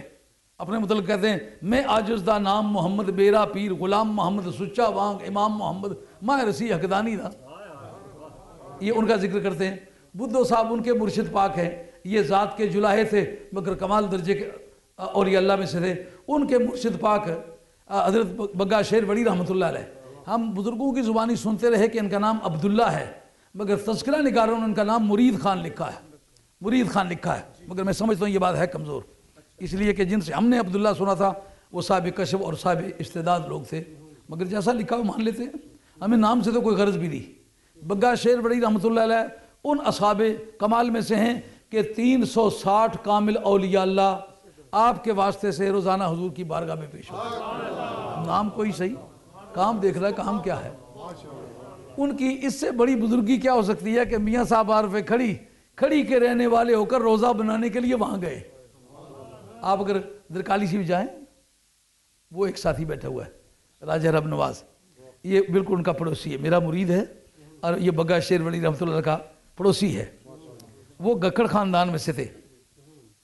ان کا روزہ بنانے کے لیے میاں صاحب کھڑی شریف سے گئے اور کھڑی شریف جا کر کے روزہ بنایا, پر آپ قبر شریف پر حاضر نہیں ہوئے. پوچھا کیا کیوں؟ کہا مرشد پاک کے مزار پر جاؤں تو میرے پاؤں ان سے اونچے ہو جائیں گے. یہ نیچے ایک چھوٹی سی ندی ہے, اس کے کنارے پر ایک چھوٹی سی بیٹھک بنی ہوئی ہے, وہ برجی سی بنی ہوئی ہے, اس وہاں بیٹھا کرتے تھے. وہاں کیا کرتے تھے بتاتے تھے, اس طرف اینٹیں لگاؤ, اس طرف دیوار اونچی کرو, آج ادھر کام شروع کرو, ایسا کرو ویسا کرو. شام کے وقت وہاں بیٹھ کر مزدوری دیا کرتے تھے. मजदूरी देने का क्या सिस्टम था, मुसल्ला उठा करके नीचे से पैसे निकाल के दिया करते थे। एक दिन एक मजदूर ने देखा कि इसके नीचे तो बड़े पैसे हैं, रात को आके वहां देखने लगा तो कुछ नहीं पैसे थे। उसने उसको खोदना शुरू किया, खोद खाद के काफी नीचे तक गया, पैसा कोई ना निकला। उसको ऊपर से बराबर करके मुसल्ला बिछा के वापस चला गया। अगले दिन काम पर आ गया, सारा दिन काम करता रहा। शाम के वक्त जिस वक्त आप मजदूरी देने लगे, उसको दोहरी मजदूरी दी। उन्होंने कहा जनाब मेरा एक ही दिन है। उन्होंने कहा जी रात लाई आओ, इसने खाते जी।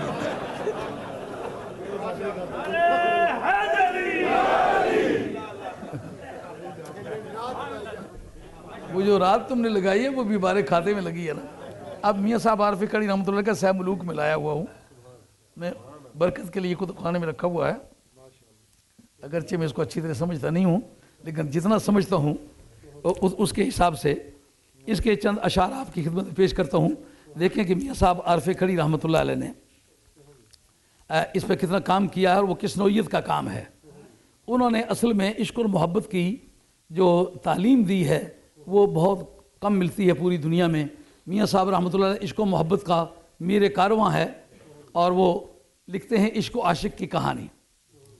वो फरमाते हैं कि बारू दिसन काले मैले, समझने वाली बात है। बारू दिसन मैले काले अंदरू आब हयाती, ओट सुके तरे आया वांगण जान नदी विच नाती। समझा रही है बात, जरा लहर से पढ़ लो। बारू दिसन मैले काले अंदर आब हयाती, ओठ सुके तरे आया वांगण जान नदी विच नाती। शेर हैं सैफ अल मुलूक के। अब देखने होंगे कि उन्होंने अपनी तबीयत से ये बातें कही हैं या कहीं लिखी हुई भी हैं जो उन्होंने नज़म की हैं। ऐसा शायर जिसके पास मटीरियल कोई ना हो, सिर्फ अल्फाज के खोखे हों, वो काबिल गौर नहीं होता।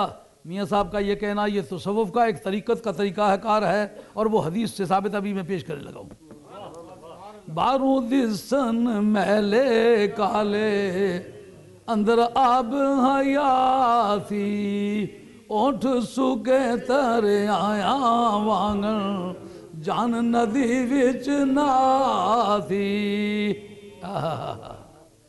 विचू आतश बारू खाकी दिसदे हालू खस्तू, जे एक नारा करना मोहम्मद डिगण पाड़िश कस्तू, जे एक आ दर्द दी बारन होंदा मुल्क वीरानी, को काफां दी सब्जी सड़दी नदियाँ रह न पानी।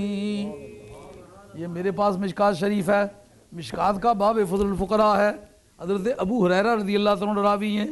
रवायत क्या करते हैं, रुब्बा अशासा अखबरा मदफूहिम बिल अबवाबे। इस वास्ते प्यारा सन वो रखो चीज़ मीत तसली है।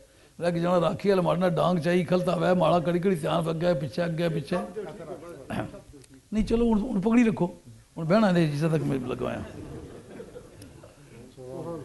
बाबे फज़ल फ़ुक़रा हज़रत अबू हुरैरा रावी, सरकार की ज़ुबान के बोले क्या, रुब्बा बहुत सारे, अशासा बिखरे हुए बालों वाले, अखबारा गर्द पड़ी हुई है, मदफूहिम बिल अबवाबे दरवाजे पर पहुंचे किसी के तो धक्के मार के पीछे कर, चल मुश्तंडे कहाँ आ गया है, लंबे कुर्ते पहन के भीख मांगना शुरू कर देते। मदफूहिम बिल अबवाबे, बाहर से हालत बड़ी खस्ता नजर आती है। बारूदिसन मैले काले अंदरू आब हयाती, ओठ सुके तरे आया वांगन जान नदी विच नाती। यह हदीस के अल्फाज जिनका तर्जुमा है, रुब्बा अशासा अखबरा, बहुत सारे बिखरे हुए बालों वाले गर्द आलूद हालत में नजर आते हैं। दरवाज़ों पर जाएं तो धक्के दे के लोग पीछे कर देते हैं। लौ अक़सम अलल्लाह है, अगर डट जाए किसी बात पर तो खुदा की कसम खा लें, खुदा नामुमकिन को मुमकिन करे पर उनको कभी न टाले। जे एक आ दर्द दी बारन होंदा मुल्क वीरानी, کوکا فاندی سبزی سردی ندیاں رہ نہ پانی. سمجھ آ رہی ہے بات؟ کیا مزے کی بات ہے. نبی کریم علیہ الصلوۃ والسلام کہ غلاموں کا حال بیان کرتے وقت آپ فرماتے ہیں تاج تخت سلطانی چھڑ کے ٹھوٹا پڑھن گدائی. تاج تخت سلطانی چھڑ کے ٹھوٹا پڑھن گدائی. رکھ امید سجن دے دردی کٹن جو بن آئی. یہ مسئلہ کس کا ہے؟ حضرت سلمان فارسی کا. بخاری شریف کے متن کے اندر ہے. حضرت سلمان فارسی کہتے ہیں میں ہرمز کا بیٹا ہوں. چنی دم کے در وقت نزع روا بہرمز چنی گفت نوشیروان. نوشیروان پہلا سجادہ نشین ہے ہرمز جو نوشیروان کی موت کے بعد بنا ہے. یہ ان کے صاحبزادے تھے. یہ کیانی ہیں حضرت سلمان فارسی. ایک روایت کے مطابق آپ کے وفات کے وقت آپ کی 250 برس عمر تھی اور ایک روایت کے مطابق 350 تھی. 250 ہو یا 300 آپ کا مزار مدائن میں ہے جس کو انگریزی میں ٹیسیفون کہتے ہو. وہ قصر ابیض جو ان کیانیوں کا دارالخلافہ تھا. 250 برس کی عمر میں ایک دھکے سے 2 ٹکڑے کر دیے تھے اس شاہی قلعے کے دروازے کے. آپ ایک چھوٹا موٹا دروازہ توڑنا چاہے اچھا اکبر کی ذات پاک سے ہے لیکن دوستی ان کی جناب مولا مرتضیٰ کے ساتھ ہے. ساری زندگی جو پیار کا تعلق گزرا وہ مولا مرتضیٰ سے گزرا ہے. اور اس کے متعلق علامہ ابن عبد البر نے الاستیاب فی معرفت الاصحاب کے اندر لکھا ہے. یہ اس بڑے گروپ میں سے ایک بندے ہیں جو حضرت حیدر کرار کو بعد از انبیاء سب سے افضل سمجھتے تھے. الاستیاب فی معرفت الاصحاب. اسی طرح تحفہ اثنا عشریہ شاہ عبد العزیز صاحب ان کا نام سر عنوان دیا ہے. یہ حضرت حیدر کرار کے ساتھیوں میں سے ہیں. اور بندہ کیا ہے؟ بندہ ہے شاہی خاندان کا. ہرمز کا بیٹا ہے. اصحاب صفہ میں سے ہے. بنی قینقاع پاس سے گزرے. انہوں نے آ کر کے اشرفیوں کو ٹھنٹھنایا یہ سوچنے کے لیے کہ ان کو بتائیں کہ تمہیں پیسے دے دیں گے, تمہیں شادی کرا دیں گے, مہربانی کرو اس دین کو چھوڑ دو. حضرت سلمان فارسی نے میرے باقی ساتھیوں سے کہا اے ابو ہریرہ ان کی طرف پشت کر کے بیٹھ جاؤ. یہ بے ایمان ہمیں غریب سمجھ کے ہمارے ایمان کو لوٹنے کے لیے آ گئے. بنی قینقاع کے ایک چیف نے ان کے کندھے پہ ہاتھ رکھ کے کہا او سلمان فارسی یہ پیسے ہیں, پیسے یہ اشرفیاں ہیں, یہ دینے کے لیے آئے ہیں, شادیاں کرائیں گے, چھوڑو اس ایسے دین کو جس میں بھوک ہی بھوک ہے. اس وقت جو انہوں نے کلمات کہا ان کا ترجمہ ہے. میاں صاحب کہتے ہیں تاج تخت سلطانی چھڑ کے ٹھوٹا پڑھن گدائی. ہے نا میاں صاحب نے رمز کو پہچانا ہے نا. تاج تخت سلطانی چھڑ کے ٹھوٹا پڑھن گدائی. رکھ امید سجن دے دردی کٹن جو بن آئی. بات سمجھ میں آئی ہے؟ یہ نبی پاک علیہ السلام کے عاشقوں کا ترجمہ میاں صاحب رحمۃ اللہ نے کیا ہے. بظاہر کپڑے پھٹے ہوئے ہیں لیکن رنگتیں کیا ہیں, اندر سے کچھ کا کچھ بنا ہوا ہے. رابطہ شیخ پر ایک بڑی تفصیلی بحث چھڑی ہے حضرت میاں صاحب عارف کھڑی نے. رابطہ شیخ, رابطہ شیخ اس بات کا نام ہے جب تک شیخ سامنے موجود ہے ٹک ٹک کے باندھ کے شیخ کے چہرے کو دیکھنا. حتیٰ کہ صوفیہ کہتے ہیں نفل نماز کو جانے دو, نمازیں گر قضا ہوں پھر ادا ہوں پر نگاہوں کی قضائیں کب ادا ہوں. اس کا ثبوت جناب حیدر کرار کے حدیث شمس سے لیتے ہیں. رد شمس جو سرکار دو عالم علیہ السلام نماز پڑھ کے نماز عصر حضرت مولا مرتضیٰ کے گھٹنے پہ سر رکھ کے سو گئے اور سورج ڈوب رہا ہے. حضرت علی مرتضیٰ کہہ سکے یا رسول اللہ نماز جا رہی ہے مجھے اجازت دیں. انہوں نے کہا اگر نماز چلی گئی تو اس کی قضا ہے, مدینے والا ہاتھ سے نکل گیا, اس کی کوئی قضا نہیں ہے.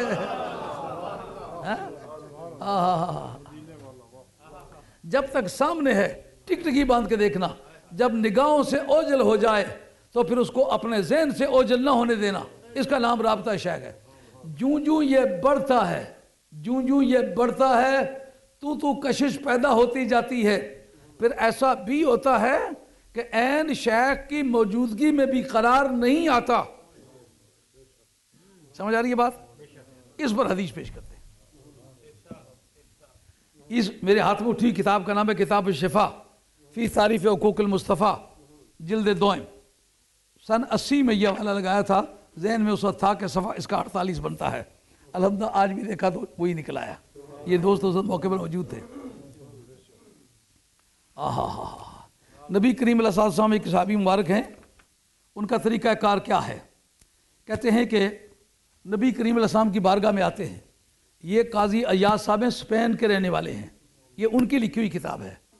یہ کہتے ہیں کہ روبیہ ان رجلن اتن نبی صلی اللہ علیہ وسلم، یہ کہتے ہیں ایک شخص آیا حضور علیہ السلام کی بارگاہ میں. دوسرے محدثین نے کہا ان کو نہیں پتا نا کہ وہ کون شخص تھا، ہم بتاتے ہیں وہ کون تھا.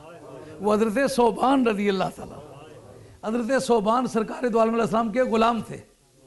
علم غیب کے حدیثوں کے بھی یہ راوی ہیں، قریب کے رازدار ہیں نا، رازدار آدمی ہے. کہتے سرکار کی بارگاہ میں آئے. سرکار کہتے ثوبان اب کام مکمل ہو چکا، جاؤ اپنے گھر چلے جاؤ. گھر جاتے پھر لوٹ کے آ جاتے. جاتے تو بھی روتے روتے آنسو پوچھتے پوچھتے چلتے. جب واپس آتے تو آنسو پوچھتے پوچھتے سرکار کی بارگاہ میں آتے. انہی کا حال لکھا ہے.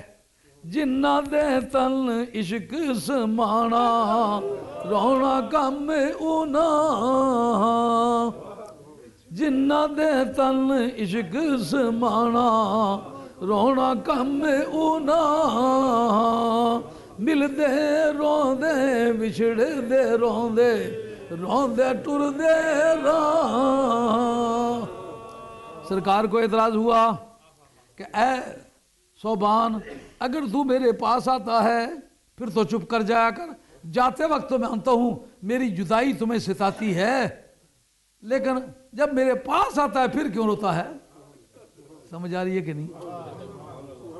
کہتا دل چاہتا ہے نہ روں لیکن آنے والی جدائی ستاتی ہے.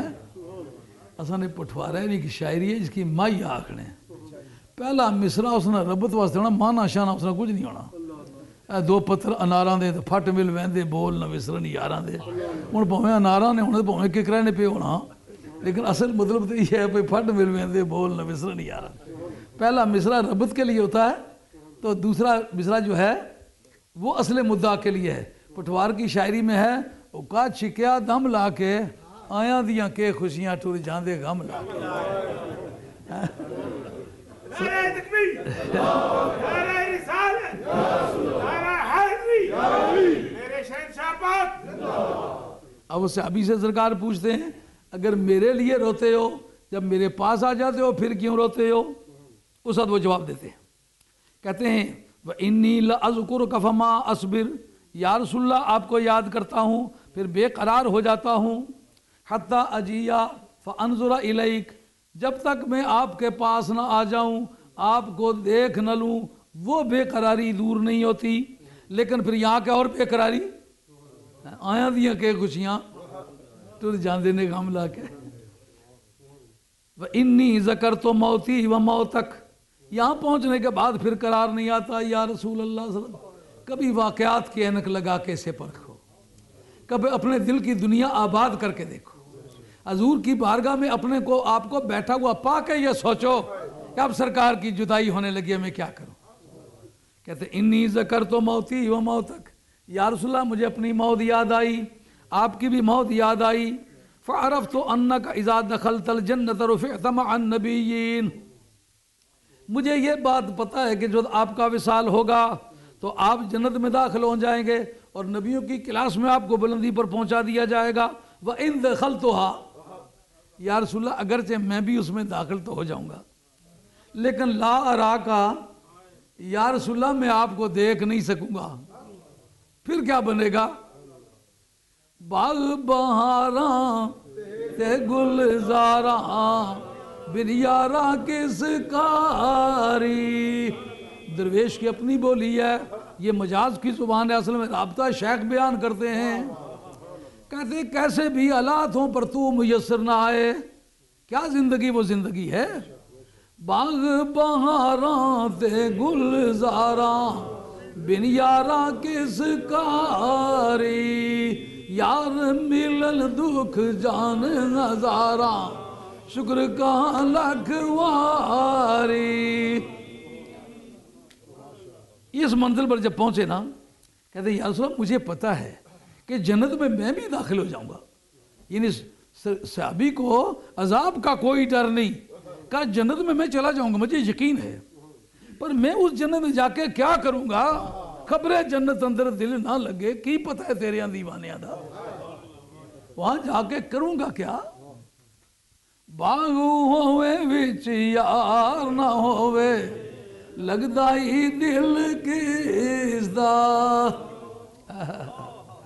بہاراں بھی اجاڑاں دسن یار نہ ہوئے دس دا۔ میاں صاحب کی شاعری کو پڑھتے وقت میاں صاحب کو بیچ میں رکھنا پڑے گا، ان کے کردار کو بیچ میں رکھنا پڑے گا، یہ کس لیول کا آدمی ہے۔ علامہ اقبال مرحوم کی شاعری اگر کسی اور کی طرف منسوب کر کے پڑھو تو دھیلا بھی قیمت نہیں لاتی۔ علامہ اقبال مرحوم کو بیچ رکھو تو پھر پتہ چلتا ہے من کجا نغمہ کجا شعر و سخن بہانہ سوئے قطار می کشم ناکہ بے محارہ۔ جس وقت اس مقام پر پہنچے کہا یا رسول اللہ جنت میں تو میں بھی داخل ہو جاؤں گا، لیکن جب میں آپ کو دیکھ نہیں سکوں گا پھر کیا جنت میں گیا؟ اس وقت فانزل اللہ تعالی ومن یطع اللہ والرسول فاولئک مع الذین انعم اللہ علیہم من النبیین والصدیقین والشہداء والصالحین۔ جڑے سنگی گپاں مارنے والے سے نا خطبے نے فوراً بعد اٹھی چلے بھی گئے۔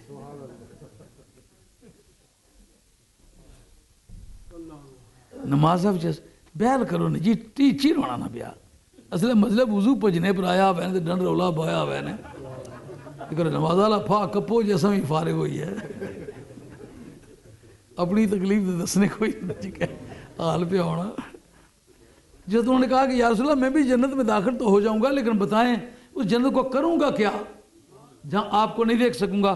پروردگار فراق گھبرا نہیں، عاشقوں کی جذبات کشی کا کام ہم نے نہیں کرنا، عشق بڑی دولت ہے، محبت کا رشتہ بڑا رشتہ ہے، ہم محبت کی بنیادوں پر تو کلاسیں بنائیں گے، اگر محبت والوں کو جدا کر دیں تو پھر ہم نے محبت کا کیا احترام کیا ہے؟ کن تو کنزم مخفیًا فاحببت ان اعرف فخلقت الخلق، میں ایک مخفی خزانہ تھا، مجھے محبت ہوئی کہ میں پہچانا جاؤں تو میں نے اپنے محبوب کو پیدا کیا۔ جب اپنی محبت کا اتنا پاس کیا کہ کل کائنات کو اپنے صرف یار کے لیے بنایا تو لوگوں کے یاروں کو ان سے جدا کروں تو محبت کشی ہے، محبت پروری تو نہیں۔ اللہ کریم فرماتے ہیں جو آدمی اللہ کی اطاعت کرتا ہے، رسول کی اطاعت کرتا ہے، یہ لوگ ان کے ساتھ ہوں گے کہ جن پر اللہ تبارک و تعالیٰ نے انعام کیا۔ وہ کون ہیں؟ وہ نبی ہیں، وہ صدیق ہیں، وہ شہداء ہیں، وہ صالحین ہیں، اور بڑی اچھی سنگت ہے۔ اس آیت کا شان نزول ہے اور اس کا ماحصل جو ہے رابطہ شیخ ہے۔ سمجھ آ گئی بات؟ قرار نہ آئے دل کردہ ہے سونیا ہر ویلے ہر جائی سامنے تو ہووے اکھ میٹا ہواں کول تیرے اکھ کھولا سامنے تو ہووے۔ تو جنت سے ہمارا گزارا نہیں ہوگا، ہمیں کچھ دینا پڑے گا۔ آئی بات خیال جی میں؟ اب ذرا میاں صاحب نے رابطہ شیخ پر چند اور باتیں کہی ہیں کہ رابطہ شیخ جوبروں پر آتا ہے تو پھر قرار جاتا رہتا ہے۔ تانگ تیری دی سانگ کلے جے دم دم اندر رڑ کے اے دل میرا گوشت بیرا بولیا سیکھے چڑھ کے۔ بے قراری ہوتی ہے لیکن مرید سمجھتا ہے صرف میں بے قرار ہوں۔ واقعہ یہ ہے کہ پھر محبوب بھی بے قرار ہوتا ہے، عشق اول در دل معشوق پیدا می شود۔ نبی کریم علیہ السلام کے صحابہ کرام جب کسی سبب سے مسجد میں نہیں آیا کرتے تھے تو سرکار ان کے پیچھے دیکھنے جایا کرتے تھے کہ نہیں؟ اس کا مطلب یہ ہے کہ محبت کا یہ دو شاخہ تیر دونوں طرف لگتا ہے بیک وقت۔ اس رابطے کا ذکر کر کے میاں صاحب عارف کھڑی رحمۃ اللہ علیہ فرماتے ہیں، دیکھ زلیخا इश्क सिताई बैठिया रस्ता मल के सस्सी वही शहीद मोहम्मद रात लहदा चल के। अब दो तरफा कशिश। रांझे ने जाद कन पड़वाए चले दुख कारी रंग पूरे विच ईर सियाले लग गयो बीमारी। अब देखा ये वायरलेस कैसी काम कर रही है, हाँ? उधर वो बीमार हुए, इधर ही है। मियां साहब बार पे कड़ी रहमतुल्लाह फरमाते हैं रांझे ने जब कन पड़वाए, टिल्ला जोगियों में आकर पड़वाए थे ना, वो रंगपुर में थी ना, वो वहां बीमार हो गई। इस बीमारी को राब्ता शेख से ये ताबीर करते हैं, ज़ाहिरी लोगों ने जो देखी हुई बात है उसको समझाने के लिए जो लोगों की न देखी हुई बात है, हैं? सरकार का फरमाना आज मेरा दिल बेकरार है, मेरे बिलाल को तकलीफ पहुंच रही है, हैं? मेरे बिलाल को तकलीफ हो, सरकार खाना ना खा सके। रांझे ने जद कन पड़वाए चले दुख कारी रंग पूरे विच ईर सियाले लग गयो बीमारी। समझ आई ये बात?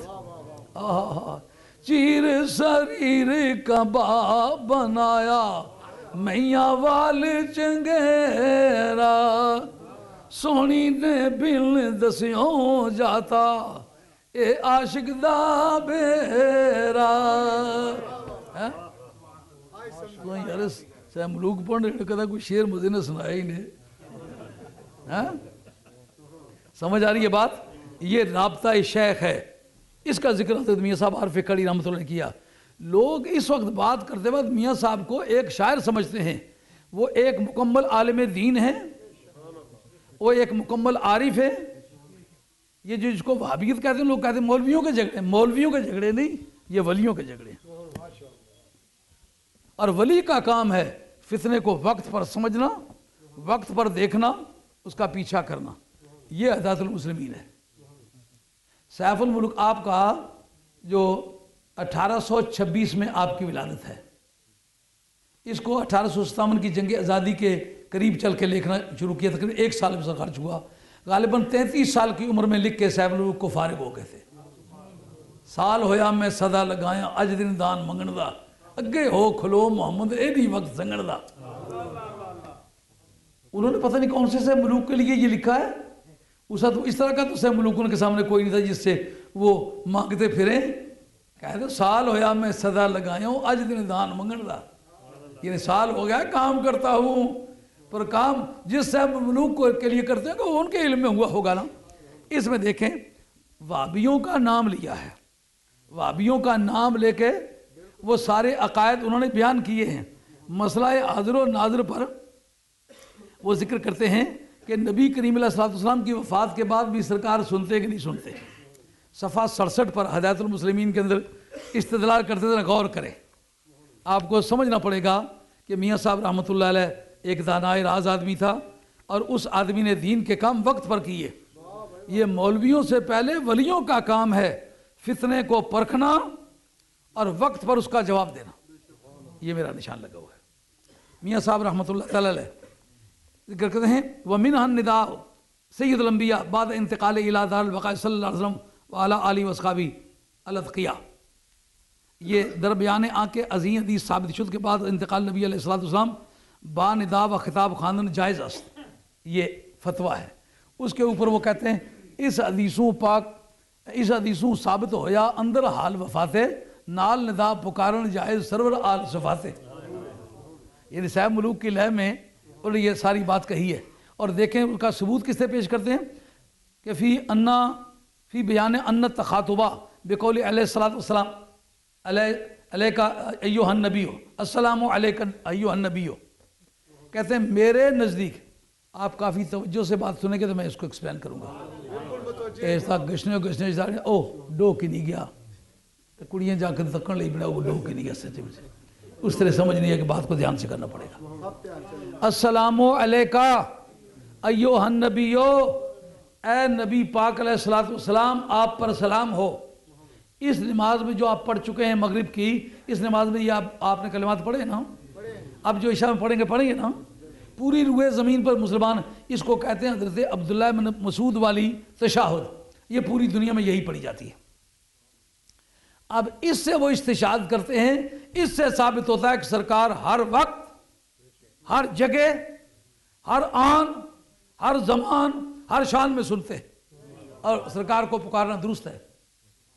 इस पर पहली बात तो आप ये जानें कि इस जगह अल्लामा आलम साहब आलमगीरी लिखते हैं, कहते हैं लाबुद्दा मिन अन यक़सिदा बि अल्फाज़ तशाहुद मानी हल्लती वुदिअत लहा। इस बात से कोई चारा नहीं कि ये तशाहुद के कलिमात जिस माने के लिए बने हैं वो माने इनसे लिए जाए। माने क्या, किस माने के लिए बने? मुखातब आमने सामने होके या रसूल अल्लाह आप पर सलाम हो, इस माने के लिए बने हैं। इन मानों का उस वक्त यकीन करके ये लफ्ज़ बोलने कि मैं कहता हूँ सरकार सुनते।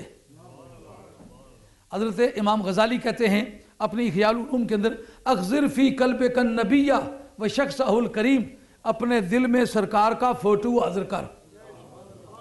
फ़ोटो कागज़ पर डालना, मटीरियल पर डालना मना है, लेकिन दिल पर फ़ोटो न डले तो बात ही नहीं बनती। इमाम गज़ाली इख्याल उलूम के अंदर जिल्द अव्वल में लिखते हैं, इसी चैप्टर में, तशाहुद के चैप्टर में, सरकार का फोटो हाजिर कर, वकुल अस्सलामु अलैका अय्युहन नबी। उस वक्त का है या नबी आप पर सलाम हो। वल युसद्दिक अमलों का बे अन्नहु यबलुगुहु, चाहिए कि तेरा अकीदा इसकी तस्दीक करे कि तेरे अल्फाज सरकार को पहुँच रहे हैं और वो सुन रहे हैं। वह हुआ यरुद्दुहु मा हुआ औफा अलैक, नबी करीम अलैहिस्सलाम तुम्हारे ऊपर वो इबारात, वो कलिमात पेश कर रहे हैं जो तेरे कलिमों से ज़्यादा जामे हैं, ज़्यादा मुकम्मल हैं। यानी तू कहते हैं अस्सलामु अलैका अय्युहन नबी व रहमतुल्लाहि व बरकातुहू, तो मुमकिन है व अलैकुस्सलाम व रहमतुल्लाहि व बरकातुहू व मग़फ़िरतुहू व आतिफ़तुहू, मुमकिन है इस तरह के अल्फाज कहते हो। तुम्हें ये पता होना चाहिए तू एक आम आदमी है, वो सैयदुल अस्क़िया है, तू उसको इतने कलिमात बोलेगा, पता नहीं वो कितने बोलेगा। और तेरा यकीन इसकी तस्दीक करे कि मैं कह रहा हूँ सरकार सुन रही। वो तो आलमगीरी की भी राय है, इमाम गज़ाली की भी राय है, ये उज्जत शरिया तो नहीं। अब अगर उज्जत शरिया निकाल के दे दे तो फिर है। ये जो अल है ना, अल, इसकी पहले अपने घर में दो किस्में हैं। एक है अल जो इस्तिग़राक़ के लिए आता है या जिन्स के लिए आता है। फिर जिस जिन्स और इस्तिग़राक़ दोनों के अलावा हो उसको कहते हैं अलिफ़ लाम ऐदी। अलिफ़ लाम ऐदी की तीन किस्में, ऐदे खारजी, आदे ज़हनी, आदे हुजूरी। और बेशक सब दिलों पूरा जोर लाई दबो के ना समझने कोई जितना मर्जी जोर ना समझना चाहे, लेकिन नस्या ना है गल में इंशाल्लाह तुम्हें समझाई सकता है जी। जिस वक्त जिनसी हो तो ये माना है कि जिस कलमे पर आया हुआ है उसका जो माना है, मुराद है, वो मकसूद है। जैसा कि खलक़ल इंसान अल्लमहुल बयान, अल्लाह ने इंसान को पैदा किया, उसको बयान सिखाया। इससे मुराद ज़ैद अमर बकर नहीं, बल्कि इंसान का मफहूम है।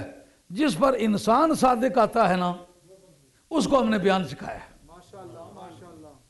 अलिफ लाम इस्तिग़राक़ किसे कहते हैं कि उस माने के जितने अफराद हैं अलग अलग मुराद हों।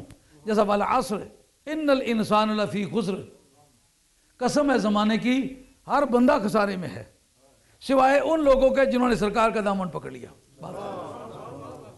इस हर फर्द मुराद है ना, इससे कोई भी फारिग नहीं, खा मदीने का रहने वाला, मक्के का रहने वाला, अरब का, इजाज़ का, किसी के का भी हर आदमी खसारे में है सिवाय उसके मक्के में रहे पर दामने मुस्तफ़ा ने थामे गया करके, मदीना तैयबा में रहे लेकिन गुलामी मुस्तफ़ा का तौक ना पहन सके, गया हलाक हो गया। किसी कबीले का हो, दामने मुस्तफ़ा नहीं थाम सका, गया हलाक हो गया। हर फर्द इंसानियत का خسارے میں ہے سوائے غلامان مصطفیٰ کے۔ اس کو کہتے ہیں استغراقی۔ الف لام عیدی کسے کہتے ہیں؟ عیدی اسے کہتے ہیں جس کا مفہوم مقرر ہو، ایک خاص مراد، نام آپ اس کا بے شک نہ لیں لیکن کوئی آپ کے ذہن میں مقرر ہو۔ اس کی دو قسمیں، ایک وہ ہوتا ہے جس کا پہلے ذکر آیا ہوا ہو، دوبارہ اسی کا ذکر کریں تو اس پر ال لے آئے، جیسا کہ انا ارسلنا علیکم رسولا شاہدا علیکم کما ارسلنا الی فرعون رسولا۔ الی فرعون رسولا، رسول پر ال تو نہیں ہے نا، فعصا فرعون الرسول، نر اس جگہ ال آیا ہوا ہے نا، اس کا مطلب یہ کہ فرعون کی طرف جو رسول بھیجا تھا نا وہی رسول مراد ہے۔ فرعون نے اسی رسول کی نافرمانی کی جو اس کی طرف بھیجا تھا، اس کا نام ہے عید خارجی۔ پہلے ذکر کیا ہے اس کا، ذہن سے باہر اس کا ذکر موجود، خارجی کا معنی خارج از ذہن، ذہن سے باہر اس کا ذکر موجود ہے، اس کا نام ہے عید خارجی۔ عید ذہنی کسے کہتے ہیں؟ عید ذہنی آپ کو پتہ ہے کہ فلاں کا فلاں سے لگا ہوا ہے، ارے آئی کانٹ ہیلپ ٹو سی دا مین، آپ جس سے بات کریں وہ رازدار ہے آپ کا، میں اس کو دیکھے بغیر میرا کوئی چارہ نہیں۔ تو یہ آپ کے ذہن میں ہے، پہلے ذکر کوئی نہیں آیا ہوا لیکن بات جس سے کریں کوئی رازدار ہے، وہ سمجھ گیا ہے۔ اس جگہ خدا کا کہنا کہ کن تو کنزم مخفین فاحببت ان اعرف فخلقت الخلق، باپ محبوب سے ہو رہی ہے، اور کہا حدیث قدسی ہے میں ایک مخفی خزانہ تھا، مجھے محبت ہوئی کہ میں پہچانا جاؤں تو میں نے الخلق کو مخاطب سرکار ہوں تو پتہ ہوں میں ہی مراد ہوں۔ اس کا نام ہے عید ذہنی۔ عید حضوری کسے کہتے ہیں؟ جس کے ساتھ آپ بات کر رہے ہوں وہ سامنے موجود ہو، اس کے اوپر آپ ال لگائیں، اس کو کہتے ہیں عید حضوری۔ معراج کی رات سرکار پروردگار کی بارگاہ میں موجود ہیں، رب کہتا ہے السلام علیکہ ایوہ النبی، او نبی جو تو میرے سامنے ہے میں تجھ سے بات کر رہا ہوں۔ مومن نماز پڑھتے وقت کہتا ہے السلام علیکہ ایوہ النبی، نبی پاک جی آپ کا غلام ہوں، آپ سے بات کر رہا ہوں، مجھے آپ نے بتایا ہے کہ نماز معراج مومن کی معراج ہے، معراج دیدار اور ملاقات کے ذریعے سے ہونے والی چیز ہے، جب میری ملاقات ہی کسی سے نہیں تو معراج کیا ہے؟ سمجھو بات؟ اب جس وقت اس کو آدر تسلیم کر لیا ہر ایک نے، میاں صاحب اس مقام پر لگا ہے، کہتے ہیں میں کہتا ہوں ہر جگہ ہر مکان ہر زمان میں سرکار کو پکارنا درست ہے، جیسا کہ امام غزالی کہتے ہیں تو پکارنے کا بھی عقیدہ رکھ اور ان کے سننے کا بھی عقیدہ رکھ۔ اور اس پر جلاء الافہام کے اندر ابن قیم جو ابن تیمیہ کا شاگرد ہے، اس کی کتاب جلاء الافہام ہے، غالباً صفحہ 80 یا 81 ہے، اس کے اندر حدیث کا نمبر بھی اتنا ہی کچھ بنتا ہے۔ حضرت ابو درداء رضی اللہ عنہ سرکار سے پوچھتے ہیں یا رسول اللہ صلی اللہ علیہ وسلم درود کب پڑھنا زیادہ اچھا ہے؟ فرمایا کہ کثروا الصلاۃ علیہ یوم الجمعہ فانہ یوم مشہود، تم جمعے والے دن زیادہ مجھ پر درود پڑھا کرو کیونکہ فرشتے کافی آتے ہیں، وہ آ کر یہ منظر دیکھتے ہیں۔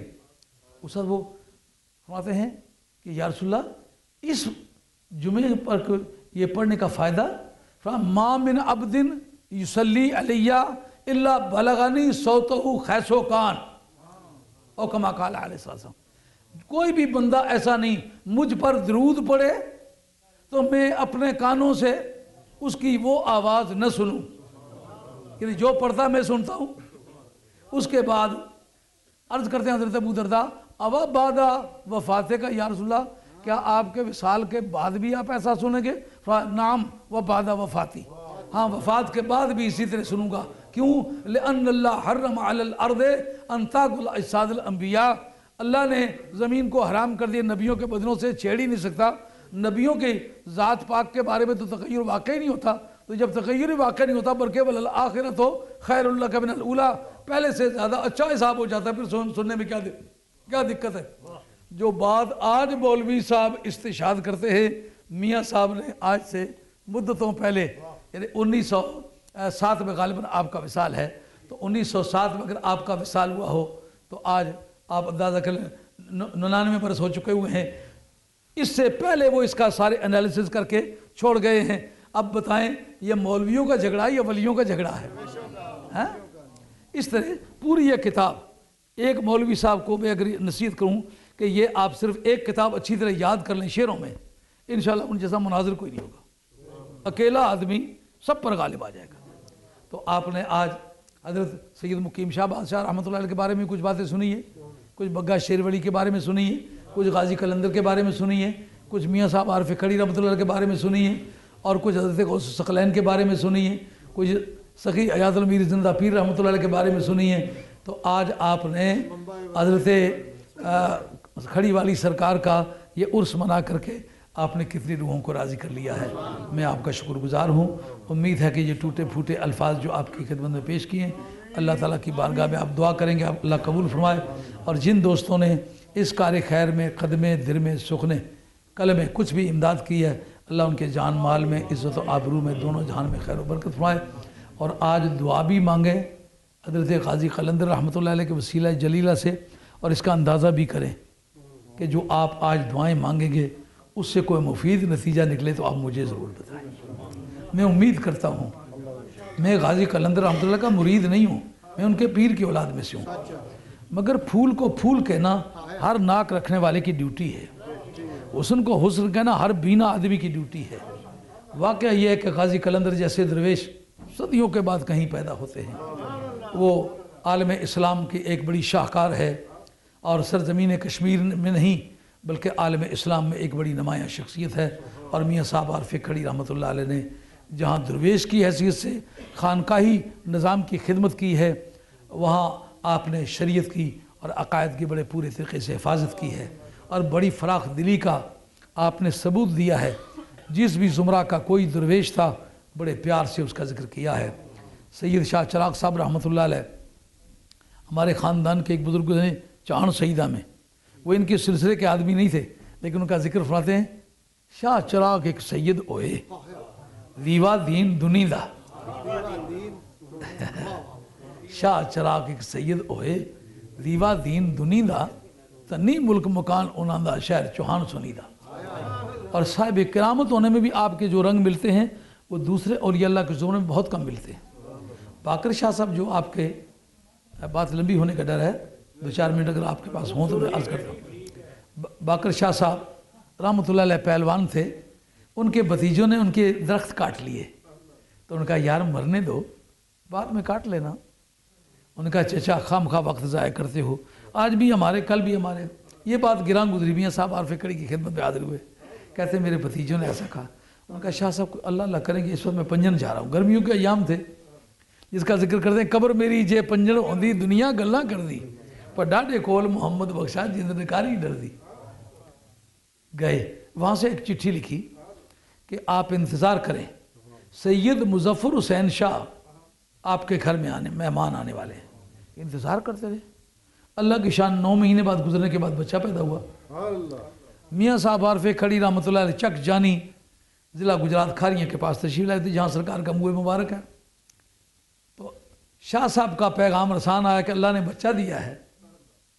کوئی 26-27 برس شادی ہوئے کو ہوئی تھی، کوئی بچہ نہیں تھا. بچہ ہوا، بتائیں نام کیا ہو. آپ کی طبیعت کچھ علیل تھی، آپ بستر علالت پر پڑے ہوئے تھے. آپ کی بارگاہ میں ایک سید صاحب جیلم کے ہائی اسکول میں عربی ٹیچر تھے، وہ آپ کے نیاز مند تھے. شاہ صاحب سے کہا کہ شاہ صاحب آپ قلم لے لکھیں، میں بیٹھ نہیں سکتا. آپ نے فرمایا چلو بولو. آپ فرماتے ہیں کہ ہما نامہ دیرینا ہم رنگ عود، ہما نامہ دیرینا ہم رنگ عود کہ بندہ سے پنجن فرشتادہ بود، تجسس نمودہ مطالعہ کنید کہ ار راز و از نام آگاہ شوید. وہ پرانا خط جو کالا سیاہ ہو گیا ہوا ہے وہ تلاش کر کے ڈھونڈ کے نکالو اور کوشش کر کے اس کو پڑھو تاکہ آپ کو راز بھی پتہ چلے، نام بھی پتہ چل جائے. وہ حیران ہوئے کہ ہمارے گھر میں تو کوئی نہیں. انہوں نے کہا بندہ پنجن فرشتہ دا بود، ہما نامہ دیرینا ہم رنگ عود. اس کی وہ حالت جو اب ہے وہ بتائی. معلومات درویش کی بصیرت میں موجود ہے کہ وہ اس وقت خط کہاں ہے، کس حالت میں ہے، جو اس مسکین نے کبھی وہاں سے لکھا تھا۔ آپ وہ تلاش کریں، ڈھونڈیں اور پڑھیں، تاکہ نام کا بھی آپ کو پتہ چلے، راز کو بھی پتہ چلے۔ سچ مچ جب ڈھونڈا تو نکلا ہے، تو سید مظفر حسین شاہ کے جب ابجد کی روح سے کہ فرزند ہم رنگ ابجد بود، وہ جو اس کا ابجد میں حروف میں عدد ملتے ہیں ان کے مطابق اس کا نام ہوگا۔ جب مظفر حسین شاہ کے اعداد نکالے نیومیریکل ویلیو ابجد کی روح سے، تو اس صاحبزادے کی تاریخ ولادت نکل آئی۔ اب بتائیے کہ میاں صاحب رحمۃ اللہ علیہ کا وجود اہل سنت کے لیے ایک اتھارٹی بھی ہے کہ نہیں؟ دور حاضر کا دانشور کہتا ہے نبی کو یہ پتہ نہیں، پیٹ میں نہ رہ کے مادہ، پیٹ میں آیا ہی نہیں، تو ولی بتا رہا ہے کہ آئے گا، بیٹا ہوگا، اس کی تاریخ ولادت فلاں ہوگی۔ کیوں بھئی؟ سمجھ آ رہی ہے بات؟ شاعرانہ مذاق میں اس قدر حاضری تھی طبیعت میں۔ احمد یار ایک قصہ سسی پنو لکھا تھا انہوں نے، کبھی جناب خضر سے ان کی ملاقات ہوئی تھی، انہوں نے میاں صاحب کے نام خط لکھا، انہوں نے کہا کہ قلم میری نوکند وچھیرا دسے تاو دے رے، یعنی میرے قلم میں بڑی روانی آ گئی کیونکہ جناب خضر نے میرے منہ میں تھوکا تھا۔ میاں صاحب نے جو ہی ہاتھ میں اٹھایا فرمایا قلم میری ایک ہرن خطندہ ملن نہ دے بچھیرے، قلم میری ایک ہرن خطندہ ملن نہ دے بچھیرے، ہر جنگل کستوری ہلے چھنڈ دی پھرے چفیرے۔ شعر و شاعری کے لحاظ سے تبصرہ کرنے بڑا وقت چاہیے، بڑا قیمتی شعر ہے شعر کے لحاظ سے، صنعت مراد و تمثیل ہے، اور مراد و تمثیل کی تمام مراحت انہوں نے ذکر کی ہے اس جگہ۔ آپ فرماتے ہیں کہ احمد یار خضر تھی پائی سبزی باغ سگندھی، ان کی وہ تنہائی کی ملاقات تھی نا جناب خضر سے، کہا تو خضر سے جب ورقے الٹ رہا تھا تو یار بھی پاس ہی کھڑے تھے، پر میں غوث الثقلین کی بارگاہ کا بھکاری ہوں، میں خضر سے کیوں مانگوں؟ احمد یار خضر تھی پائی سبزی باغ سگندھی، مینو پیر میرے نے بخشی عجب بہار چمن دی۔ آپ کا ہر رنگ ڈالا ہے، امید ہے آپ اپنی دعا میں یاد رکھیں گے۔ وما علینا الا البلاغ المبین، واخر دعوانا ان الحمد للہ رب العالمین، والصلاۃ والسلام علی رسول اللہ۔